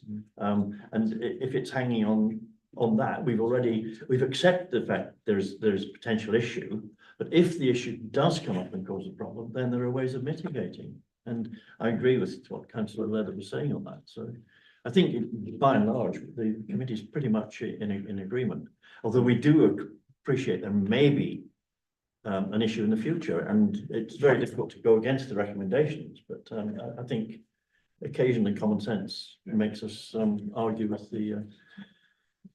with your. But there's no planning policy, I'm afraid, for common sense. No, we've talked about this before. This came up. And I understand the BS 4142 is site specific. Yeah. Which is the difference between that and the MCF. So it would be done. I don't know how they do it. I'm not an acoustics expert. Well, guess what? They can do it. Guess what, like many things that are done at Within desktop that level. courtyard. No, that it would be site specific to that courtyard. Yeah, they would need to bring a similar piece of equipment into that courtyard and test it with metering. That's the only way it could possibly be. And with all due respect, that's why it is so expensive for the applicant to be able to provide that. And I think it's totally unreasonable to expect that just because, you know, there is a listed building nearby which potentially could be affected. Under any other circumstances, they wouldn't have to provide that. And, you know, if we're going down the road of, you know, wanting people to provide alternative sources of heat, like an air source heat pump, you know, this is, we are going to see far more of these types of applications. And if people are going to have to put, you know, expensive, you know, professional paperwork in order for to support that, and you know, it's not just not going to happen. Building. Not going to happen. Let's go to the vote. Well, I think it's quite obvious the way the committee. We don't think there's a threat to the amenity area from it. So That's what policy number are you going to quote? I'm not quoting any policy, Chair. I'm just saying the refusal is because of to assess the noise generated on neighbouring residential amenity. We don't believe there will be any. Simple as that. We don't believe there'll be a noise problem. And we know if there was, it could be dealt with. Yeah. Yeah. That's I agree totally. I was just going to make the same point that if it ever becomes an issue, it can be dealt with retrospectively. Yes, yes. But when you get permitted development, not needing all this, it's very unfair to bring in listed building as a reason when there's no effect on the listed building as such. I would go as far as to say, in the unlikely event there is a subsequent issue, then we could do that. You know, it's highly unlikely it'll come to that. But I know we don't have a policy for that. And yeah, so I mean, clearly we're getting the feelings committee, which way you want this application to go. I would just urge sort of caution around commentaries such as without technical information before you that you do not consider there would be amenity harm. There is or that if there is, it can be dealt with further down the line. There's a real risk to any planning application where frequently we need noise surveys for that to be your reason to go against officer recommendation. I think officers would feel much more comfortable, which you have also raised, that link with normal procedures under permitted development, and the fact that, which I think Councillor Leather certainly mentioned and some other councillors have, that this type of installation frequently is enabled, and I think that can distinguish it from what is a planning application before you and other planning applications we might have. You know, we as officers are not noise experts, and aside from Councillor Smith, who has that professional background, I think we just need to be very careful around. I mean, if it did go for approval, then could we add some sort of condition about future noise assessment? The views of the Environmental Protection Officer on this, and I mean, frequently we do put noise conditions on upper level noises. I don't know if that would be appropriate in this case, Tristan. Quite possibly, yeah. I mean, that's not something that obviously would be. The upper levels are quoted Hmm. in the Valent, in the Yeah, document they- that, the applicant I think we supplied. would need to probably look to delegate the conditions and whether something in discussion with Mhm. with environmental protection could work. Without the noise assessment, you know, a noise assessment, of course, it does make it a little bit difficult. But we would also need what other conditions you would wish to see. But we should Yeah. certainly delegate and explore that. I just wanted to say that I think in spite of the fact that we all want to go with this because there, you know, we think it's a common sense approach. And we also think there's a way of resolving it should this ever go wrong. I still think we have to recognise that officers have a job to do and we have to recognise that and thank them regardless. Right, so which way down the line do you want to go then, councillors? Put the condition on the upper limit on this Valent heat pump. Make that a condition not to exceed the upper limit. 54 dB, 54, yeah. Well, Chair, that doesn't cover the issues, the different aspects of the test, does it? Like what they list, what's listed in this report, the impact bouncing off walls and all the rest of it. It's not purely just the noise coming straight out of the heat pump, as I understand it. Yeah, but under permitted development, these heat source pumps are being installed on gable end walls and other non-gable end walls, where you've got about 3 meters between, not 3 meters, 3 feet sometimes between the next door gable end. And I'm sure we've never had very many, if any, complaints about noise from air source heat pump. But as you say, every application on its own merits, it doesn't matter about. But the feeling is, with the committee, I think, in general, we don't think the amenity of the listed building will be affected by putting this air source heat pump. I agree. And we're setting a condition that the upper limit on the variant that's proposed isn't exceeded. Would that be? I think if that's what members wish to Yeah. do, I would encourage the detail of that is delegated to chair and vice chair in consultation with both the officer and environmental protection officer. As long as it's not too onerous. Right, then, any further discussion? I think we've given it a very long and considerate discussion, from both points of view. Yes, you have your hand raised, councillor Wheaton? No, it was just about the conditions that we're talking about. So that's fine. Do you wish to say something? Apart from what we've already want to achieve here, you know, which is obviously to hopefully. Right. So it has been proposed by councillor Bushby, seconded by councillor Leather, that the application is approved, subject to relevant conditions to be Chair, agreed. with. seconded by councillor Smith before councillor Leather. I think councillor Smith was up in an R in at the time, Yeah. I seconded it. And I was happy to councillor- second it, but I was being asked what. Yeah, what so conditions. councillor Leather All stepped right, in. okay. That was my understanding. Yeah. Just a bit of the conditions.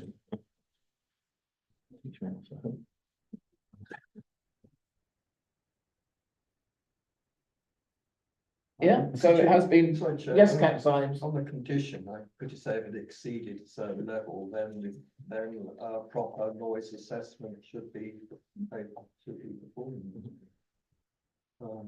Covering ourselves like that, really.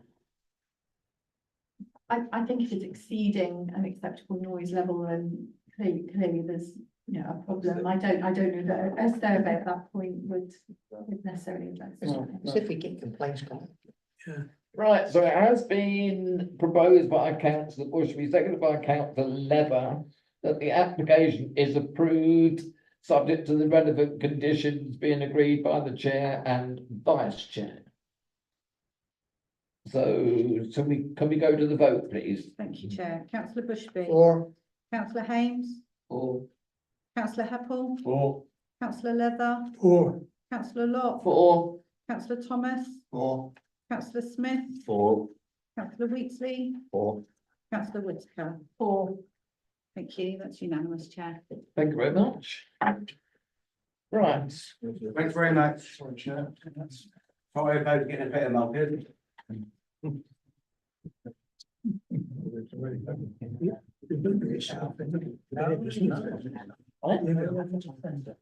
oh, yeah, right.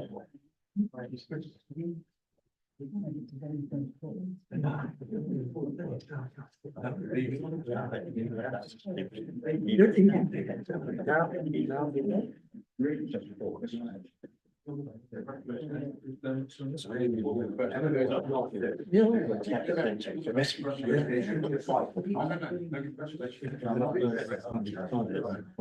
all have to accept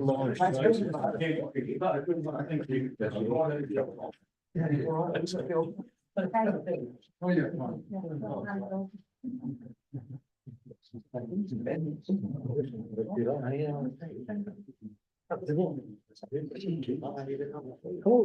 Right then, everyone back? Yeah. Thomas is not back. HR is in bed. Oh, thank you.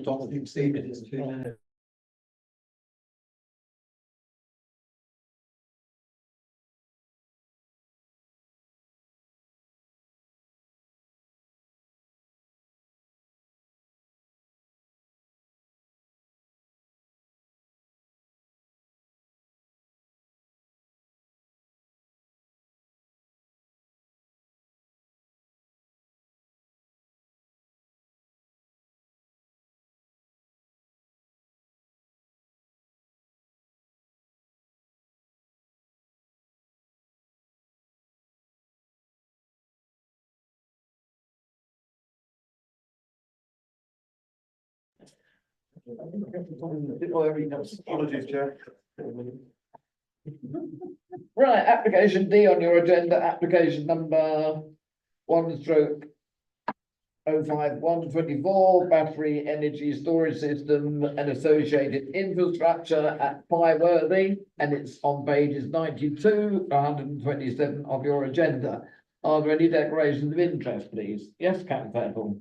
Yes, I declare a predetermination and I intend to speak as ward councillor, so I'll leave and join the Yeah, public. sit with the public, yeah.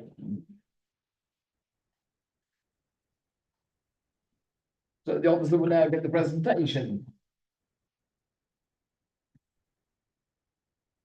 Thanks, Chair. Good morning all.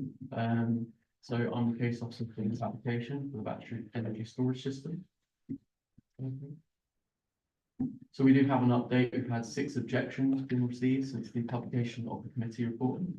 There is largely sort of similar concerns, and they're listed there for your attention. There've been greater sort of concerns around the justification for the site selection and some discussion about consultation, when site notices were uploaded, whether people had the opportunity to see them. Lord Highways Officer has also referred to his previous comments and conditions as a late consultation response. So please refer to the first consultation response you've got from Highways Officer. As you can see here, we've got the application site marked by the sort of. Can you all hear? Can you hear me? Just about, yes. Good. I'll try and speak a little. I think a lot of the officers need some speech training when they're presenting. You can barely hear any of them. Okay. So the application site is marked by the red square, it's sort of 900 metres, give or take, southwest of Pyeworthy. And here we go. We've got, so members will remember some of these slides. The site is indicated there. You can sort of see its relationship with the substation, Grennicott Solar Farm, and also Monk's Farm, which is the permitted solar scheme to the west. We have a site location drawing here.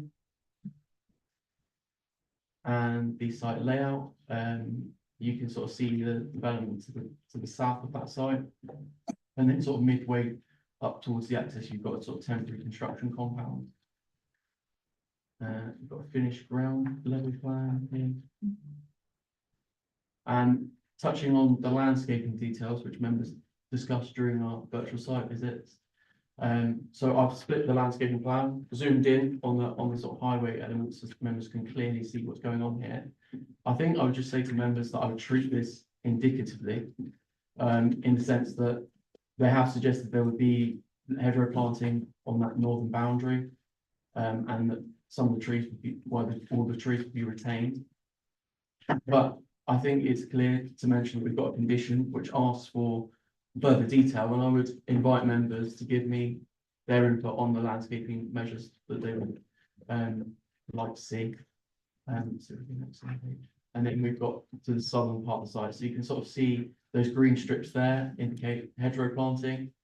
And then what you'll also see is the proposed wildflower mix planting. I think it's something like 7,600 square meters of wildflower mix planting in terms of biodiversity net gain. We have a drawing which indicates the fire engine tracking, and this is purely to show sort of the fire engine traverse around the site. And we have a access visibility display, which shows that it would accord with having the required amount of visibility displays as seen by the highway officer and agreed with by the highway officer, subject to condition. And we have a typical access track detail. And now we have a series of buildings forming the components of the battery storage development. So we'll just run through these. Substation compound plan, next slide. Compound elevation. And another one.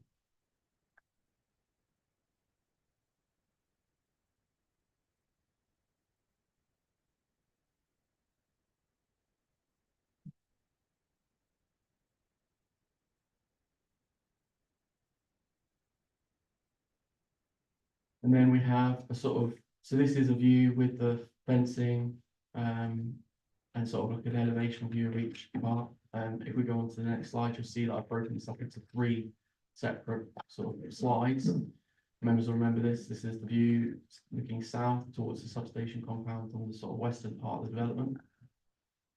And then we have, again, an image looking south showing the sort of buildings to the north of the BESS. With the sort of batteries and enclosures to the southern part of the site. And then we have a view looking from west to east. So you can sort of see those batteries and sort of power conversion units there. We have acoustic fence details. We have a stock fence detail. And next slide, H. And then sort of indicative hedgerow section. And now we move on to the photos. So this is the site entrance, as you can see there. And then we have the existing substation, which is on the other side of the highway.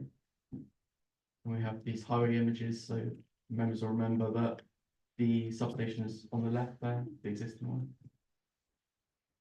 And now we sort of run through the images from within the site, looking north. And you can sort of see how the existing pylons shape this landscape.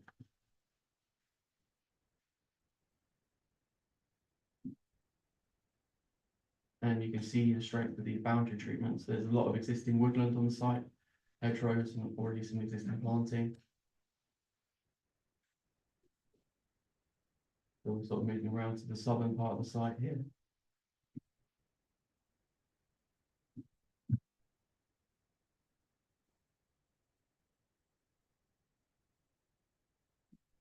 This is a sort of graphic that's been made up. It shows the proximity to residential properties. So you can sort of see how the site relates to other residential dwellings. Shows the nearest dwelling would be 183 meters away. And now we move on to the LVIA viewpoints. So an LVIA has been submitted by the applicant. It shows that there are 7 viewpoints. So if we run through the next slides, this is viewpoint 1. This is from the west. It's sort of view at that sort of angle. You can sort of see that the site is visible there. However, if we continue on to the next slide, you'll see my image here, and then follow on, you'll see the sort of projection. So this is year 1. So you can, when we compare to the next slide, you'll see that the planting, the proposed hedgerows. And then this is compared with the sort of cumulative view given the permitted solar scheme. Next slide.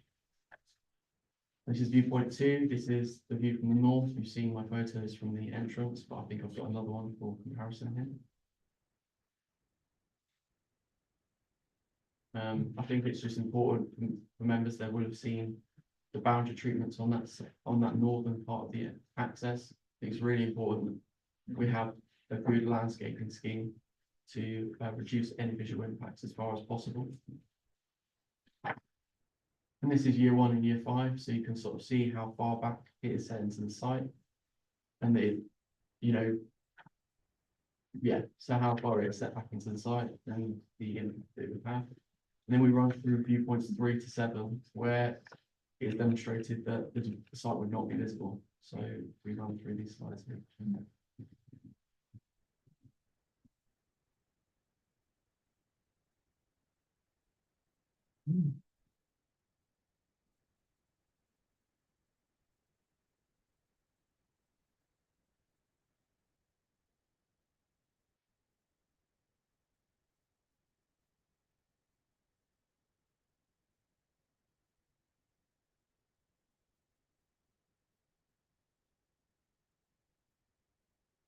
So these are the main planning considerations. You will see in my report that goes into some detail about these issues. And I would just thank you for listening to me. And if you've got any questions, I'll answer them the best I can. Thank you for that presentation. Our first registered speaker is Jenna Folkard. Hope I've pronounced your name right. You have 3 minutes when you're settled. Hello all, my name is Jenna Folkard and I'm a project manager within the energy storage team at RES. Can you speak into the microphone? Sorry. RES has been working in the energy storage industry for a decade and has developed over 700 megawatts of energy storage projects across the UK and Ireland, and currently manage over 600 megawatts of operational systems. The way we use electricity today is changing. We now use a multitude of electronic devices, we charge our cars, and will soon start to heat our homes using more electricity than ever before. At any one time, the amount of energy we generate must be matched to the amount of energy that we consume, and this is an almost second-by-second balancing act performed by National Grid. And if this balance isn't achieved, it can lead to blackouts and the failure of grid circuits. Whilst the increasing amounts of renewable generation sources on our network is crucial to Britain's security of supply and to meet its net zero targets, its intermittent nature is making this balancing act for National Grid harder. By storing electricity at times when generation exceeds demand and releasing that electricity back to the grid network when demand exceeds generation, energy storage systems like this proposal are essential for a stable, secure and efficient electricity system. The proposal will largely be screened, as you've seen, by existing vegetation or by the proposed species-rich native hedgerows. These hedgerows and an area of diverse grass and wildflower mix are shown in an indicative landscaping plan, which can be supplemented if required. As well as reducing potential visibility of the project, the proposed measures will provide significant biodiversity enhancements to the site, specifically a net gain of 21% for habitats and 34% for hedgerow units. Access to surrounding fields has been maintained, and stop-proof fencing will enclose the project infrastructure so that the remaining land will continue to be grazed. RES's in-house team of electrical and civil engineers, grid specialists, acoustic experts, and more design safe systems using proven technology. Nevertheless, safety is continually evolving within the industry, and as per current guidance, RES have submitted an indicative fire safety management plan, which outlines key principles and mitigation measures based on the current understanding of battery fire risk. We have modified our design, particularly the access tracks, in response to requests from the Devon Fire and Rescue Service, and, if consented, following detailed design and final supplier selection, a detailed fire safety management plan will be developed in conjunction with the Devon Fire and Rescue Service and with due consideration of the live NFCC guidance at that time. Importantly, unlike electric vehicles and e-bikes, RES managed energy storage systems are monitored 24/7, 365 from our control centre. Individual battery racks or even the entire storage system will be shut down if the health or temperature of any battery cells stray outside their optimum. Finally, this project has been subject to comprehensive environmental and technical review and has received no objection from Environmental Protection, Highworthy Parish Council, Natural England, Devon Fire and Rescue Service, the Lead Local Flood Authority, and Devon County Council's Highways and Archaeological teams. The planning balance is therefore strongly in favour of this application, and we at RES therefore respectfully ask the committee to support this application in line with your officer's recommendation. Well done, dead on 3 minutes, you certainly packed a your 3 minutes. Thank you. Next registered speaker is the ward member, Councillor Apple, please.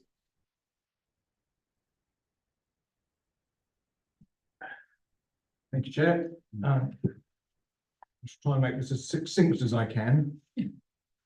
I don't disagree with the speaker for RES in as much that these British BESS, battery energy storage system, we're going to refer to as BESSes from now, are essential to the national grid and the way we balance the whole electricity system.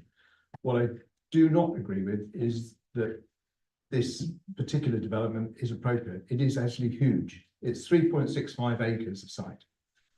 According to the applicant's own planning statement, the proposed footprint of the infrastructure amounts to 7,735.2 meters squared, which equates to just in excess of 83,000 square feet.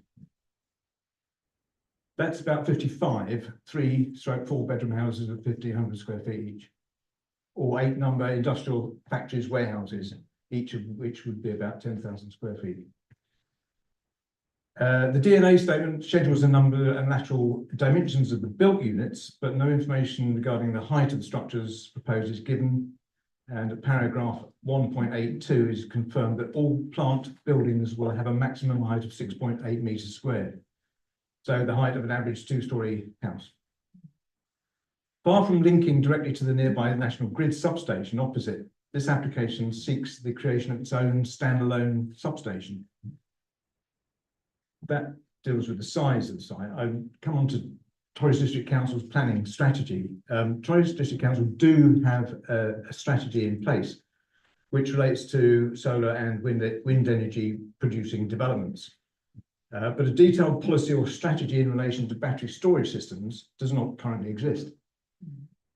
In the absence of a clear declared strategy, the responsibility for deciding planning applications for battery energy storage systems falls fairly and squarely on the shoulders of both our planning officers and the plans committee members on a case-by-case basis.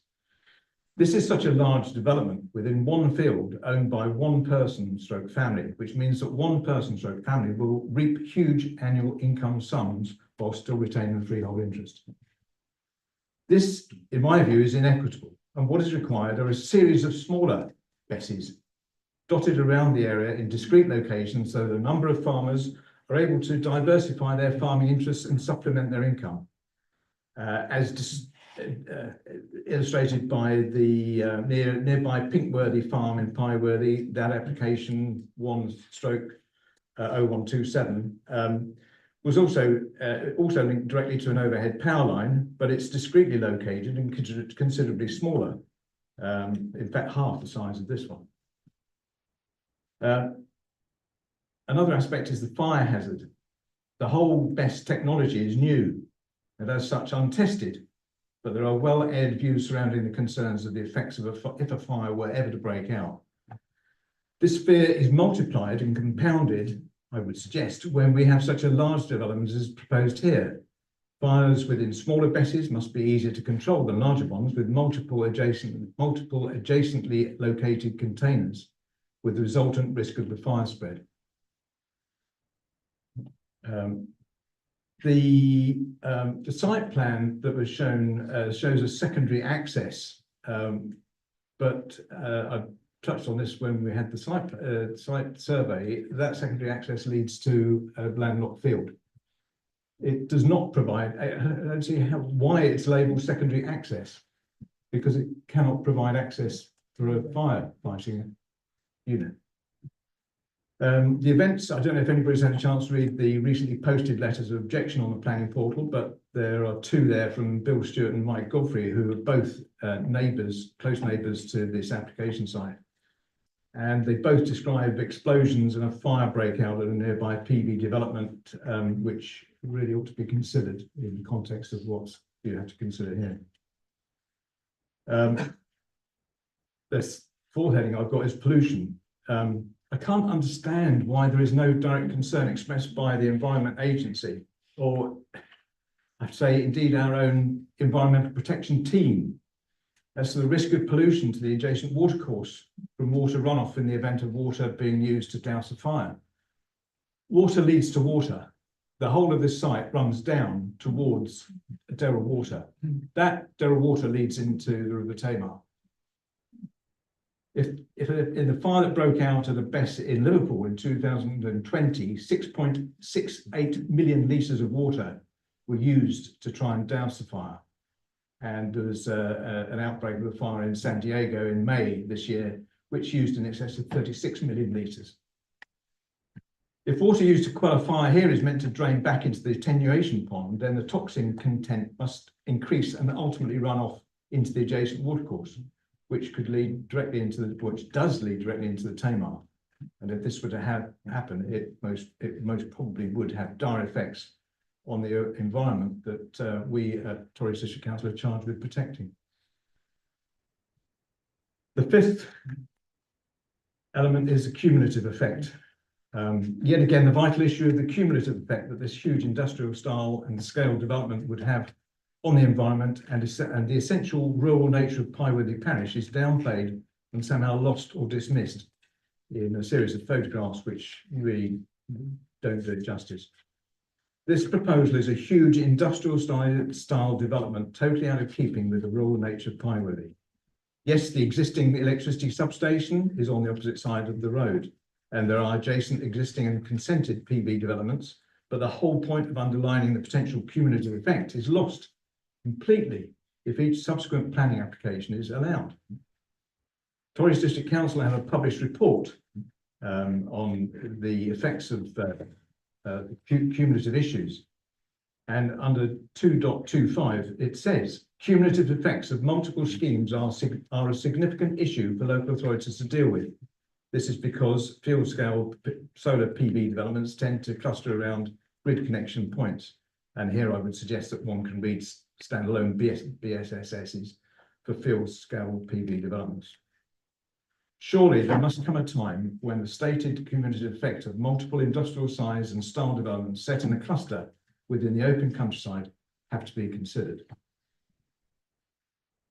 I've got the next stage is headed the applicants, but I think I'll pass on that one. I might refer to that later.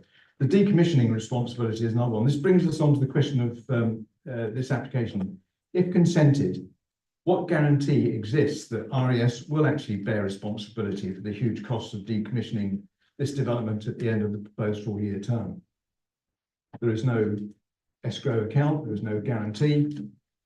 On the previous application, 0249, which was granted 2 years ago, the same RES gained planning consent to build a huge ground-mounted PV development on 165 acres, which is immediately to the side of this site. They did so and then promptly sold their interest to a company called, they sold it to Ripple Energy. And now Ripple Energy had the wonderful idea to fund the development by opening it up as a cooperative. So, and at the same time, RES were retained as agents to manage the whole project throughout its term. So in effect, RES have managed to retain a commercial interest in the Derryl Water site on an ongoing basis, whilst making presumably a financial profit on the sale, and at the same time, they've successfully absolved themselves of any future liability in terms of decommissioning costs. That lies with the public who own the Derryl Water site by a cooperative. That's a perfect commercial outcome for RES. So they haven't proven by any stretch of imagination that they will undertake to, they will stand by the responsibility to decommission the site. I would suggest that the most likely outcome is that they, nearer the time, they will pass the ownership on to a limited company with no assets. And what safeguard for Torres got that the huge cost of decommissioning would be funded. There's an underlying responsibility for them to do that, but it's not covered. There are inconsistencies in the planning documents. The NEO environmental planning statement 1.178 states that proposed development is located in the countryside as its purpose and function requires a rural location. No, it doesn't. What about East Yelland and the site of the old power station? Policy DM14 directs that only certain forms of development will be supported within the open countryside, provided that proposals respect the intrinsic character of their surroundings. It goes on, DM14 supports the growth and diversity of the rural economy, providing new development is of an appropriate scale to its location and that it respects the character of the surrounding landscape. This proposed development is inappropriate given its countryside location, and it most certainly does not respect the character of the surrounding landscape. And it is therefore contrary to policy DM14. That same planning statement refers to the legacy benefits at 1.251. The proposed development will leave a positive legacy in the form of improved biodiversity and landscape value, thanks to habitat retention and enhancement at the construction phase, and the ongoing sensitive site management for the duration of the proposed development's lifespan. It goes on to say, following decommissioning, everything from ground level to 1 metre below ground level will be removed with the benefit of retaining the enhanced landscape and biodiversity value. It comes back, I don't think they will honour that commitment. And are there any guarantees in place that they will? And I presume that these units will have to sit on a reinforced concrete base. And I would suggest that in order to make them stable, that base will have to have a depth greater than 1 metre. 1.261 says, and I quote, granting planning permission for the proposed solar farm would comply with these requirements and demonstrate support for such schemes. And 1.6.2, the proposed development is deemed to have struck an acceptable balance between renewable energy production and all relevant planning and environmental considerations. These two paragraphs clearly illustrate that this is in effect simply a cut and paste document, as the paragraphs refer to both proposed solar farm and renewable energy developments, and neither of which is correct in relation to this application.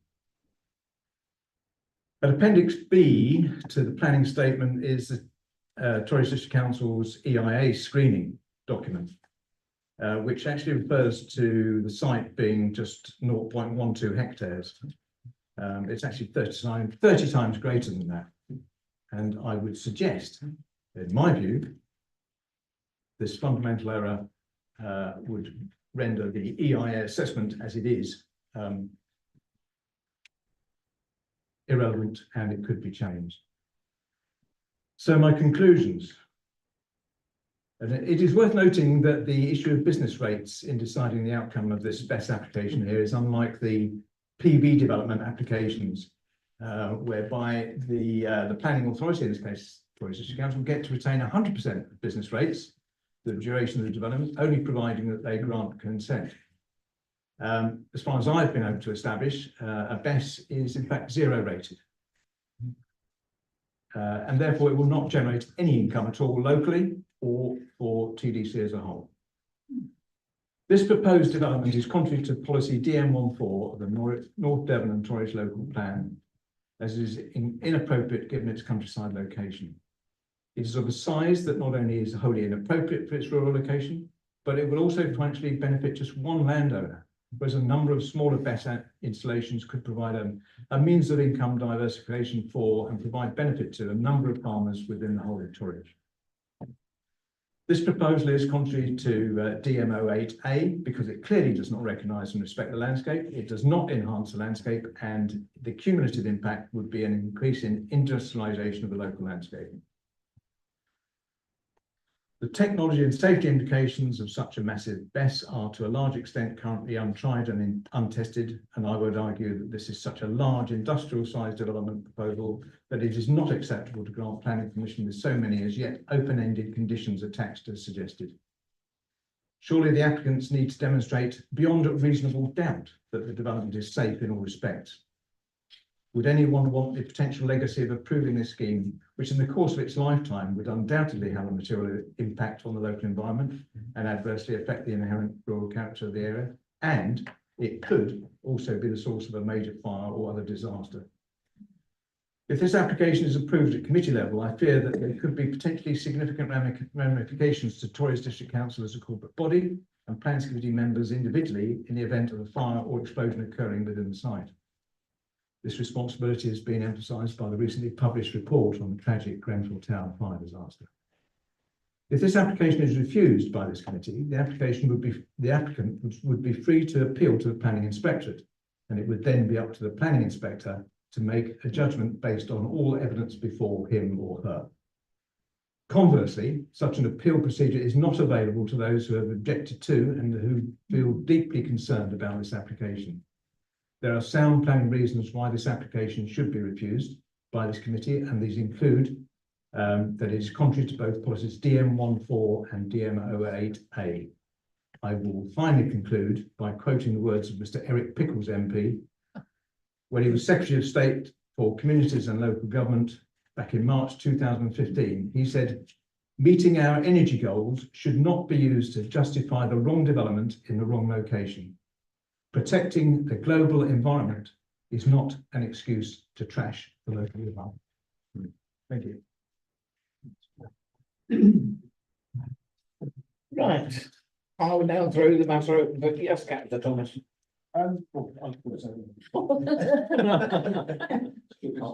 Couple of questions. I mean, I do find myself a little bit torn because I'm fully in support of developing renewables, but I am deeply concerned also about the industrialisation of the countryside and other issues raised by Councillor Heppel. Just one question of information on page 11. There's a table about cumulative effect where it lists 16 different other sites within the 5-kilometre radius. 9 of them solar farm, but for most of them, we don't have any indication of the size. We just have proposed site. I think only one of them actually gives a size in terms of hectares. To make decisions about cumulative effect, we really need to have specifics on acreage or hectareage, whatever you want to call it. And I think that's missing from this report to help inform us on that. And just on following on from a couple of the points raised by the ward councillor, I mean, the decommissioning costs, whether the attenuation pond would have the capacity to cope with the amount of water that might be used in the event of a fire. Can we have any information on that, please?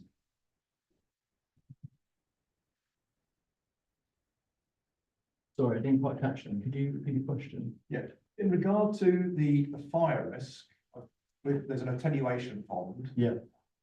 Do you have any figures on how much water might be used in the event of trying to douse a fire in development of this size? And would that pond cope with that volume of water? Yeah, so I can give you an indication that we've had from our fire safety officer at Devon Somerset Fire Rescue Service. They generally require a sort of an amount of water, about 45,000 litres. So that would be about a tank, potentially a tank, or even the fire hydrant, which is on the roadside. And that a tank would probably be at 6 by 4 meters potentially, with a sort of an appropriate height. I think the important thing to stress here is that this application, and I think the important thing to stress is that once we know the specification of the batteries and some of the further detail, there is a condition which requires further liaising with fire safety officer team after, if permission is granted.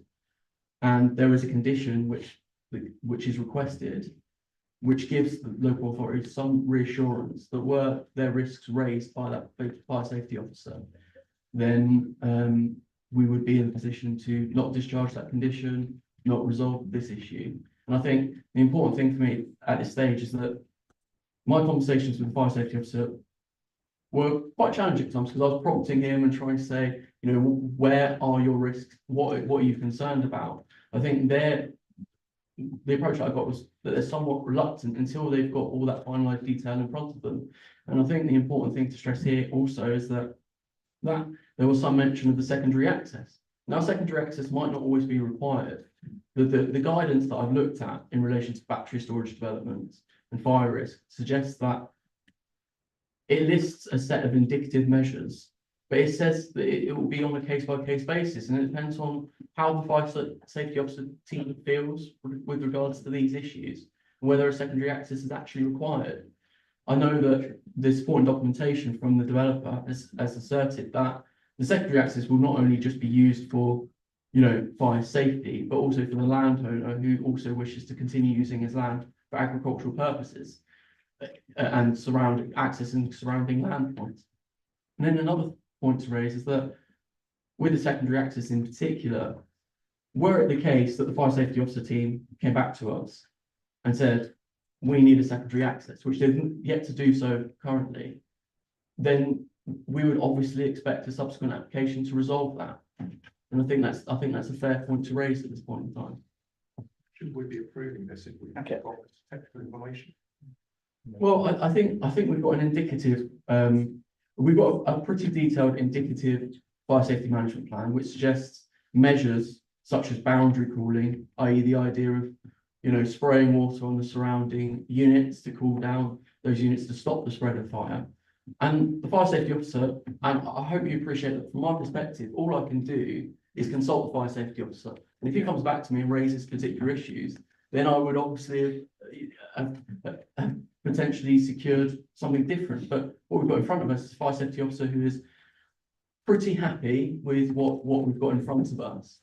And I would say that I have taken a fairly precautious approach with regard to this issue, in the sense that, you know, I haven't settled the issue and just recommended approval without a fire safety. I've said we need a fire safety management plan in liaison with the fire safety officer. And I presume a fire safety officer would visit the site. He suggested he would want to post consent if that was an issue. So I hope that answers your question as best as possible. Yes, Captain.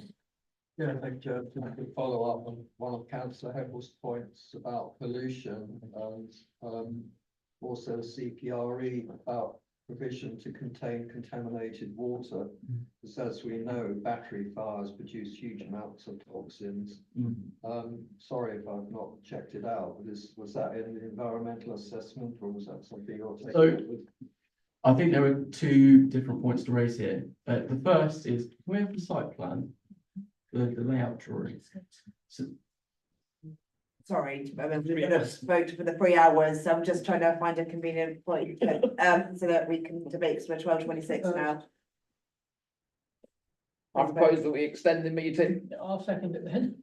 All in favour? Yeah. Okay.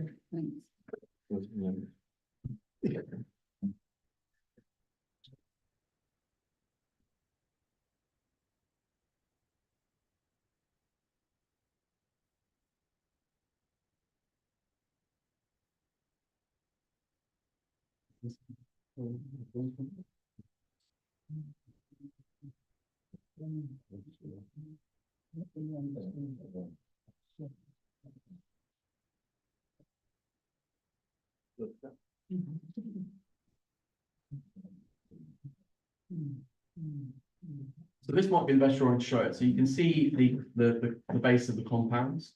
You can see that sort of, can you see that brown sort of wiggly lines on around the compounds? Those are embankments essentially, and that would be in order to catch such water were there to be spraying, and that's clearly detailed within their fire safety management plans and supporting documentation they've got ahead of us. Councillor Smith was next. Thank you, Chair. I think we've been through this kind of thing before, and I objected to PV sites on the same strength of my objection here. We're using farmland. We live in a country where we've got a very good grid network. We can deploy power anywhere and across, right across the country. Why do we have to come into such a beautiful part of the area and start putting plants like this in the middle of farmyards? We should be putting these installations in places like brownfield sites, of which there are plenty up and down the country. We're also talking about the benefit will go to directly to the farmer. It will not come to the district per se. Our electricity costs are going up and up and up. We see units like this coming in, taking free solar power, and we're not seeing the benefit yet, which is annoying. Years and years ago, there was a system called pump storage where coal-fired power stations were running at maximum power all the time. When the electricity wasn't needed by the grid, they would pump water up into high-level lakes up in Scotland and Wales, and when it was needed, they would draw it down. It was like a big battery. We're now using BESS, which is an up-to-date version of exactly the same thing. And last night on Spotlight, somebody was interviewed about the power lines coming in from Morocco. And he was saying this is the tip of the iceberg. In the next few years, we will have a worldwide grid, effectively a worldwide version of what we've got in the UK. So we will then be able to balance our power much better. This is a stopgap. It's very, very good. It's high tech at the moment, but that technology, as we all know, doesn't last forever. And we're not really seeing the benefits. So for very much a stopgap system, which may last 30 or 40 years, it'll be way beyond my lifetime, but we're losing an awful lot of the beauty of our local area here. If we're going to put these things somewhere, don't put them down in beautiful farmland. That's my main point on that, I think. Touching very, very briefly on the second access, supposing there is a huge fire, and it'll be lithium batteries, which are almost impossible to put out, as any airline will tell you.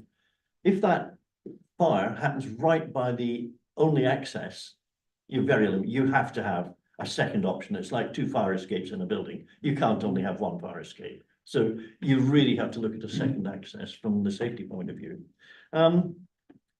That's really about it. It's basically, please put these things in brownfield, don't bring them down here. We don't see the benefit. And from that point of view, I would propose that we reject this. I will quote DM 14 and DM 08A before you ask me, Chair. Yes, Councillor. Thank you. Yeah, I'm sorry, on the point about they can go anywhere in the absence of an expert. In the absence of an expert, we don't really know whether it can go somewhere else actually, but you know, just to make that point, I mean, can it just be plonked anywhere? I don't know. Or we could put them underground and sorry, Chair. Yeah, case on the thought to come back. So I think there's been a few points raised. Firstly, in terms of cumulative impact, I think the whole thing I wanted to do with site visits and today is to explain what we've got in front of us in terms of the LVIA and the viewpoints, and to understand the surrounding context of the development. So I've set it out in my report that I think that there isn't that cumulative impact, but I appreciate that members might share a different view. In terms of the secondary access, and I think the concern that there might be a risk to life in terms of the fire safety team. Again, all I can stress is my conversations with our fire safety officer. I've had numerous, and he clearly explained to me that he's not going to put his safety teams in jeopardy. Right, so he's not going to enter into a location where he doesn't feel their primary approach would probably be some form of boundary calling, and trying to limit the spread as much as possible.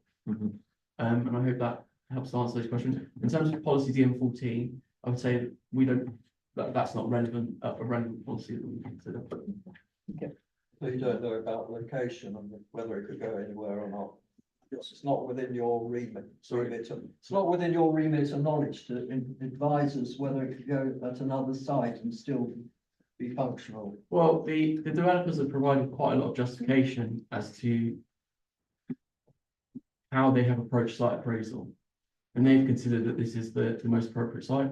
In terms of the reference to X-links or any other cases, all I can stress is we have to look at the applications before us, and this is what the proposal is for us. We do not know if that will come forward. Yeah. So I think that's all we can do.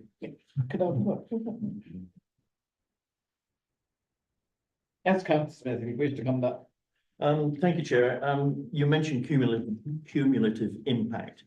In a pristine area, one development like this is fine. Then you put a second one in, that is becoming cumulative. Now we're talking about adding yet another one to a number of sites. Now, surely at some point, that cumulative impact has a lot of relevance. You know, when it's very small, but the more sites you put in, it's a sliding scale. It's Yeah, very but you much. can't surmise what other sites are going to come up to make that cumulative grow. Yeah. We've got a list of them on there. I mean, from my point of view, from the chair, I am going to recommend approval of this application. Because one important point, I think the Parish Council have no objections. Highworthy Parish Council have no objections. Natural England don't have any say there's no objections and there's no significant environmental impact. Highways have got no objections with suitable conditions, but to go along with people's concerns, I was pleased to see that the Devon Cornwall Fire Service was consulted and that condition 6 on page 23 has been included, which I think is really, really important. And the Environmental Agency have no objections. I hear some of the comments that the Ward Councillor made. I mean, the fact that this area is owned by one landowner, I think is irrelevant, and you know, how to split that up, I do not know. So I am going to recommend approval as per the officer's report. So I have a second, please. Right, that went down like a dead balloon. Yes, Councillor Leather. Yeah, I've considered this, I'm not happy with this application. Why should it be set here? It's an industrial development. It's a business proposal of an nothing to do with the solar farms, nothing to do with them, we were told that. It could have gone anywhere and connected to the grid. It should be in an industrial area, not in the countryside like this. And the point about this cumulative impact, we ought to see a plan of exactly what's happening in that Highworthy area, not just a list, but an actual map showing that, because there's a solar farm being a farm, it's not a farm. There's a solar project next to this, not even been started yet, doesn't show on the plan, only it says that there's a site been approved there. I just think, and I'd like to see the fire safety management plan come before a committee, not after the consent's been granted. Because as we said earlier, we are the public, and the public have a right to know exactly what's being proposed. And I get fed up with, oh, that condition can come later after approval. I don't accept that way of working. We should know at this committee exactly what is proposed. The impact on the countryside over a period and the cumulative impact is detrimental. There's nothing for the local people from this. There's nothing for tourism. There's no benefit to this council or the people of the area from it. None at all. And it's just battery storage, takes power out of the grid and stores it. That leaks away on the site over time. And then when it's called for, it puts some back into the grid. But there's no benefit for the local people at all. There's no benefit for the environment. And I think Ryan mentioned about the farmer using the second access to get to his land. Is he going to be driving through the site then? Yeah. How risky is that? So can I touch on a couple of points in terms of the cumulative impact? As I said, I'm not wishing to disagree with members at all. Part of the consideration here is that whilst there are adjacent permitted schemes, they're not read as one. You know, there's. I tried to sort of show within my supporting photographs the amount of substantial screening within the site, which means that they're not read together as one development. I would also say that battery storage developments by their kind are different in nature to solar. Well, They look I know that, completely yeah. different. Let the officer. So I think that's the point that I would stress. In terms of what the wishes of the landowner wants to do in terms of accessing his land, I can't really give you that information, nor would you be able to track that information. It's up to him, frankly. And I think where I leave it now. Well, I agree that the second access mentioned isn't really viable. It's not really viable because it's just coming in from fields. The second access, I think, is precautionary in the event that. The fire engine So, don't get to it. yes, I think I would first clarify, because you referenced that there's been no fire safety management plan provided. That's incorrect. We have an indicative one before us, and that proposes indicative measures. But quite clearly, until they have, you know, we don't know what advances is going to be made within the time and when this comes forward. So I think it's only fair and right that the council takes a precautionary approach and says, well, we're not going to finalise this now. We're going to wait until they're ready to go, until they've discharged all these conditions, and see what the fire safety officer says then about the specifications before them. And then if concerns are raised, then we can at least make amendments to the scheme to reflect their advice, because they're the specialists here, not me. Councillor Thomas. Well, I'm seconding council. You're Just a minute, Chair. Sorry. Just a minute, I'm still speaking. Sorry, I thought you'd finished. Apologies. No, don't jump the gun. I should know. I'm better. seconding councillor Smith. Smith, sorry, Jess. These Councillor arguments are the Smith in same. refusing this, and I'd add STO 7(4) to the reasons he's put forward, which were DM14, DMO8A. Finished? Finished, Chair, thank you. Councillor Thomas. I was just going to add, if you're looking for any further reasons for objection, DM04, which I think Councillor Hepple mentioned, talks about design principles and talks about good design that should be 1A, appropriate and sympathetic to setting, landscape features, etc. And 1B, reinforce the key characteristics and special qualities of the area, which I think it's totally against all of that. Yeah, absolutely. So did you get all those? Yeah. SDO 7, DM14, DMO8. A, A. and STO 7(4). So the reason being put forward is that the conflict with those policies, which primarily relates to landscape harm, outweighs the benefit. There's no benefit. So, I think we would need a clearer articulation in terms of where that harm is seen from. The officer's report is very clear that there's a very sort of low level of landscape harm, and you've been shown photos in that wider landscape that there is not a significant landscape harm arising from this proposal, nor is there a cumulative impact to such a degree as to raise concern and conflict with the policy.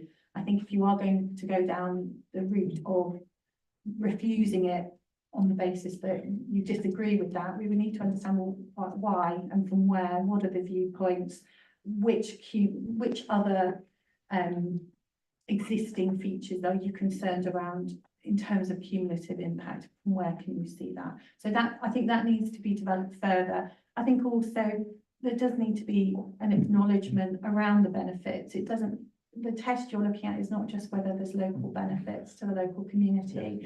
We, as a council, have declared a climate crisis. The targets to achieving net zero, these are all things that are significant benefits of any renewable energy, whether it's generating or infrastructure to support. The NPPF is a material consideration. Need doesn't have to be demonstrated for this facility in this location. You have the overarching national policy statement on energy as well, which recognises battery storage as a key element of achieving net zero. I think that has possibly been missed slightly. You know, the acknowledgement of that in your officer's recommendation, significant weight is put to the benefits against limited harm, and a robust counter reason, if you are wanting to refuse, it has to be articulated. I would just highlight as well, you know, the draft NPPF, and it is draft, you know, as we discuss it on an area, obviously we can't be putting weight to that, but it is showing a direction of movement towards potentially requiring decision takers to put significant weight to carbon reduction, net zero. It has nothing to do with that, Chair. And I think reference to that it should be on brownfield sites, well, I think certainly within Torridge, our brownfield sites tend to be within our towns and are identified for wider regeneration benefits. I think it's also important to highlight, if this is refused, there is a high likelihood of the applicant going to appeal. These are relatively new developments to us, but I think a search of appeal decisions over the last sort of year to 2 years, I certainly only found 2 that have been dismissed by inspectors. One, I think it's Devon, the report was in Mid-Devon, and that was around fire safety concerns. And the other was due to significant landscape harm within the Greenbelt. There was actually a case in our sort of local, in the professional planning publications last week of one of these facilities being approved in the Greenbelt. This is as recent as last week. So they are all accepted as being the principle okay within the countryside. So I just want to sort of highlight that, because I think if this does go to appeal, there is a strong chance it will be supported by an inspector. And I think with your professional, that's something I have to flag up. I would also urge that any refusal or reason is developed further to clearly articulate what that landscape harm is and what that cumulative concern is. It can't just be the principle that you don't want to see it in the countryside. I would certainly raise that as What about the toxic fumes So that could you're be coming back generated? on that, councillor Leather, yeah. What about the toxic fumes that could be generated from an emergency on site? A fire safety plan can't deal with that. And there are dwellings not that far away. You've got Highworthy not that far away. Again, and you might get sick of hearing this, so I apologise, councillor. I can only go off the conversations I had with the fire safety officer, and he assures me that they take all of this into consideration when they act with a fire emergency. For example, how much pollution will be caused, whether they need to do evacuation measures, all this sort of stuff. And so I must rely upon the expertise that has been given to me by this process, and that's all I can say. Yes, councillor Smith. Thank you, Chair. One of the other things, we're not only talking about loss of amenity and loss of vision, we're talking about loss of farmland. I mean, at the moment, we're struggling to be able to produce enough. We're trying to get away from excessive use of meat. We're trying to increase the amount of vegetables we grow, and here we are losing farmland. So it means we're going to have to be importing even more product from overseas. So yes, it is quite relevant. I do accept the fact that the what we're saying about the benefits, and it's local benefits, and it doesn't actually benefit overall. It will benefit the country, and of course it'll help the carbon reduction. Completely understand that, and we need to take that into account. But we're talking about local benefits. The only people who are benefiting from this is one family. That's fine, but what's the benefit to the general community? Sorry, on benefits, with wind farms, they set up a community fund, don't they? I don't know whether that's, whether that's a legal requirement or it's subject to the discretion of the applicant. Does the same apply to solar and battery? Yeah, so those type of community benefit funds that are, as you say, Councillor Haynes, frequently set up, that's totally separate to planning. That's not a planning requirement or a legal requirement as things stand at the moment. I think the clear benefit of carbon reduction type development is that benefit of tackling wider climate change. And I think you can't say there's no benefit to Torridge in seeking to support development that would help to achieve that. But in terms of community benefit and financial benefit to local communities, there's no whole policy requirement for that, and that would be separate. Chair. Yes, councillor Thomas. One of the points that was raised by Councillor, councillor been waiting Neville was to ages. do with decommissioning costs. If this was to be approved, can we have some recommendation in there, some clause to guarantee that the any potential decommissioning costs are covered? I can answer that. Yeah, right. Thank you. We have a condition which requires that, so let me find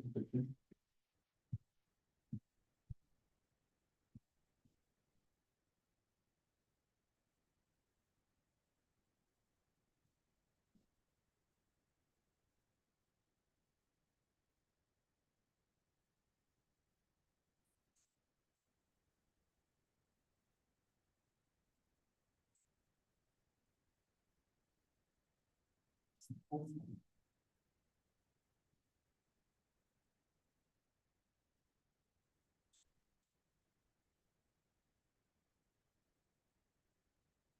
it's condition 12. It says the development hereby approved, including all related on-site built infrastructure such as any CCTV cameras and poles, switchgear, access tracks, security fences, lights shall be removed and the land restored to a condition suitable for agricultural use within 6 months of the battery ceasing to be used, or the expiry of 40 years after the date of first connection of any element of the development to the national grid, the related substation, or other connection point, whichever is the sooner. How is that guaranteed in circumstances such as a change of ownership or, yeah, the company going bust, whatever? Can you guarantee it? No. There's no guarantees in life. Well, is there? so we need to protect. Yeah, I mean, we, Taxes of gas. conditions are frequently put on, and similar conditions are put on for solar farms, as well. We have the power to enforce, and that's what we would have to rely on. I think we can't refuse a development on concerns that perhaps, you know, the scenarios you're describing, Councillor Thomas, whilst they're valid concerns, but the condition is there as that mechanism, and then the council would, you know, in 40 years' time, what the enforcement regime looks like, but there would be those powers open to the council to enforce. Councillor Budford. Thank you. It's all right. I gave you as quick as I could. Can we just go back to the basics when Councillor Apple was speaking? He challenged the actual size of the development. Now, there was an email that was sent around, which was referring to this. It didn't say which one it was. So can we have some figures as to how big the actual site is? It says on here, 0.12 of a hectare. Yeah, so I sent the email yesterday. I know, I can't remember what it was. Yeah, so it's 3.7 hectares. 3.7. Yeah. Right, so that's significantly bigger than what's actually here. Okay, the second point I just wanted to make, which is on page 94, which is ironic as we were talking about noise levels on a previous application. But it says here the noise, the rating level of noise emitted from the plant and equipment serving the battery storage shall not exceed 30 decibels and whatever those other figures mean. But it says further down, noise level shall be measured and rated in accordance with British standard. And the reason is to protect the residential amenity of neighbouring properties. Well, if the noise level are going to be measured, surely that's after the site is up and running. Yeah, so what we have in support of this application, I think this sort of briefly came up during site visits actually. There is a acoustics report that was submitted in support of the application, which sort of assessed the likely impact associated with the development. It compared it with adjacent, because obviously you've got solar farms all around you and the substation. We compared it and said it was by and large similar or less harmful than the surrounding Yeah, but this isn't a solar farm. This is a battery storage facility. So in order to get a comparable figure, you'd have to record the noise levels emitted by a battery storage facility, which is of a similar size and nature to this. As I said, all I can say is that our environmental protection teams have looked at the information that's before them and have suggested this condition, and that condition has been proposed on the recommendation. I got a job to get my head around that, because obviously I'm reading it and it assumes that the noise levels will be measured after the actual development has been completed, and then the noise levels will be taken. But I mean, I do feel uneasy with this application because it's already been said it's in the countryside, and I feel that the reason that the applications like this are in the countryside is because they would be so undesirable in a built-up area or anywhere which is a brownfield site. Because a development of this size, we've all seen what happens when someone's bicycle battery catches fire in a flat or whatever like that. You know, you can't put them out. You can immerse them in water and they just burn underwater. So something of this magnitude on a brownfield site near any urban development would be frowned upon, which is why I suspect that, you know, the open countryside is probably chosen as a reason why.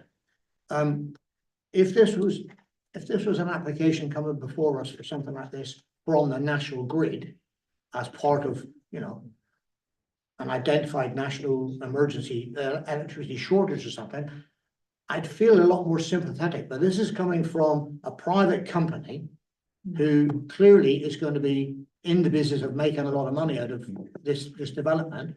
It's already been stated that, you know, one landowner will benefit immensely from it, but so will the company that's actually providing this, you know, this facility, which will admittedly go into the National Grid. And I can understand the reasons why, you know, why that is desirable, but it still doesn't I don't think who makes the profit. No, but is the material. but it doesn't sit easily with me that it's not National Grid and it's a private company that's putting these things forward. Because they, you know, who knows how many companies could come forward in the future.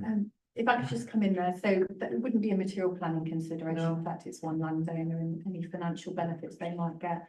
The nature of these developments is as such that it has to be the private sector that deliver them. I don't see why. For the National Grid, so, that's, Yes, Councillor Neville. Well, in our local plan, we've nothing mentioning BESS's.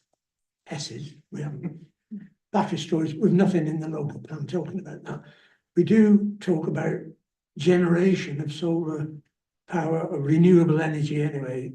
This is nothing to do with that because the electricity, the power that gets stored here could be generated by anything, anywhere, and come into them.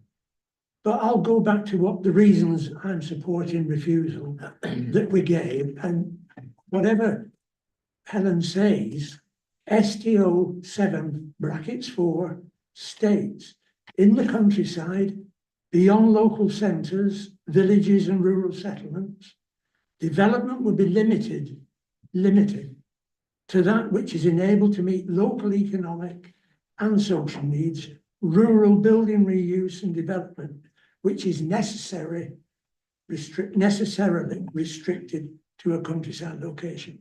That's it. And that for me is the main one. So the policy says that the policy refers to development which is necessarily restricted to a countryside location. This isn't necessary in the countryside.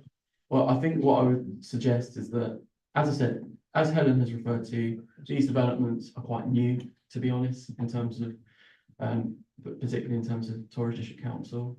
I have reviewed case law, and you have an appeal referenced in the principal development section, which was a case where the local authority refused the application on similar grounds in terms of principal development and character, suggesting that it wasn't appropriate for its location. And the inspectorate suggested that it is going to be located in these locations as some of the testimony from Councillor Bushby, and that it is appropriate for that location, particularly in light of the surrounding context, which is existing solar farms, existing substations, existing pylons. And so therefore it is appropriate for its location. And that's what I would refer to. And I've quite explained that. To be honest with you, I did put, so I'll just leave it there, I think. So did you just say then it's appropriate in the open countryside and it's inappropriate in an urban environment? Is that what you're trying to say there? I think because of the fire hazards and the well, contaminants. the amenity and fire hazard considerations, I think there's certainly, you know, with this example, there's a matter of scale as well, and, you know, availability of land within an urban area where other preferable developments would come forward, certainly on brownfield sites. So the nature of these, and as I'm sort of advised a moment ago, all appeal decisions, we haven't come across any appeal decisions where a refusal based on, or a question has been raised over the principle of development in the countryside for this type of development. So as a matter of principle, I think your officers would strongly sort of urge against refusing on the basis of conflict with STO 7(4), purely because it shouldn't be in the countryside, that not be defendable. Well, that's solar or wind generators on that basis. So where do you want to go from here then? Well, STO 74 is our policy. It's our policy that we work to. And we deviate from that, providing there are material considerations to deviate from it. What are the material considerations here? We've got a policy about renewable energy generation, and the government of the day are instructing us we more or less have to pass solar farms and wind turbines on land now coming through. But there's nothing being said about these storage facilities. This is a wrong location. I don't care that there's a solar farm both sides of it, and there's a substation across the lane. You know, they're providing another substation to connect to the overhead cables there. But this facility could be elsewhere more appropriate than here. That's my argument. Simple as that. It's a simple. So I think your officer's position, councillor Leather, is not that there's a deviation from FPO 74 because it is necessarily restricted to a countryside location. Yes, you're absolutely right. There isn't mention of battery storage within our local plan, given the date of it, but there is in national policy. You have national planning practice guidance that was updated last summer, specifically introducing the requirement to engage with fire authorities. The PPG specifically recognises that battery storage is a key element of future decarbonised energy system in the wider sense. And we also have the overarching national policy statements, which come through the minister, but that certainly EN1 says storage has a key role to play in achieving net zero and providing flexibility. So there are these further material considerations where battery storage systems are supported and recognised as being key to tackling climate change. And your officer's position is certainly not that there's a conflict with STO 74, and I know you've already raised conflict in terms of landscape policies, but it would clearly need to be articulated what that harm is, what that concern is. The officer raises it as a very low level of landscape impact. Is it that you disagree with that?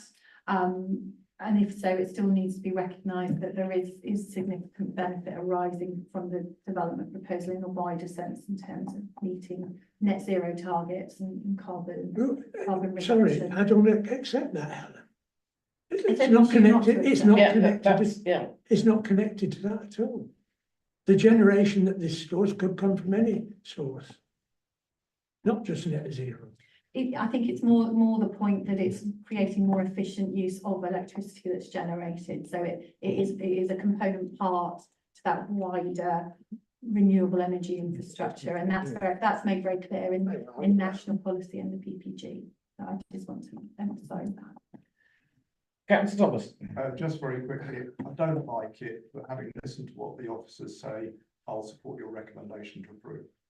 So I've recommended, so you are seconded by?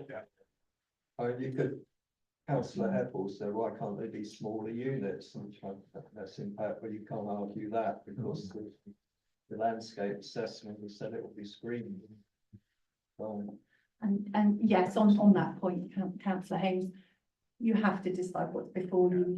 It's not for the committee to say, actually, we would prefer it if it's broken up to a series of smaller units, and it may well not get that same level of benefit. So which one do we take first? The refusal one or the approval, because that was seconded. Sorry. No, the refusal one was first. Yeah, the refusal one first, because that was proposed and seconded first, yeah. Right, so once again, we've given it a very long and detailed and informative debate. So we have a clear reason then. I think that's what most officers. Right, the officers are still saying they need a clear reason for refusal. A clear Given the reason. policies, we've given the policies. And they don't accept STO 74. Your officer's advice would be that it complies. It's obviously open to members to disagree. But I think if you're citing landscape harm as well, that needs to be more clearly articulated, particularly if you're raising concern on cumulative and why you disagree with the findings of the LBIA and the officer. And again, I would urge caution around refusing as a matter of principle in the countryside. We're not refusing it on the matter of principle, it's policy.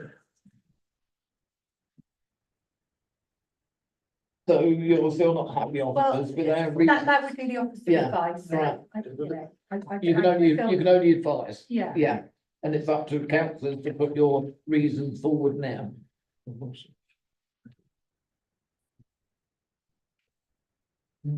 We have with the policies, Chair, we think those policies are being breached by this application.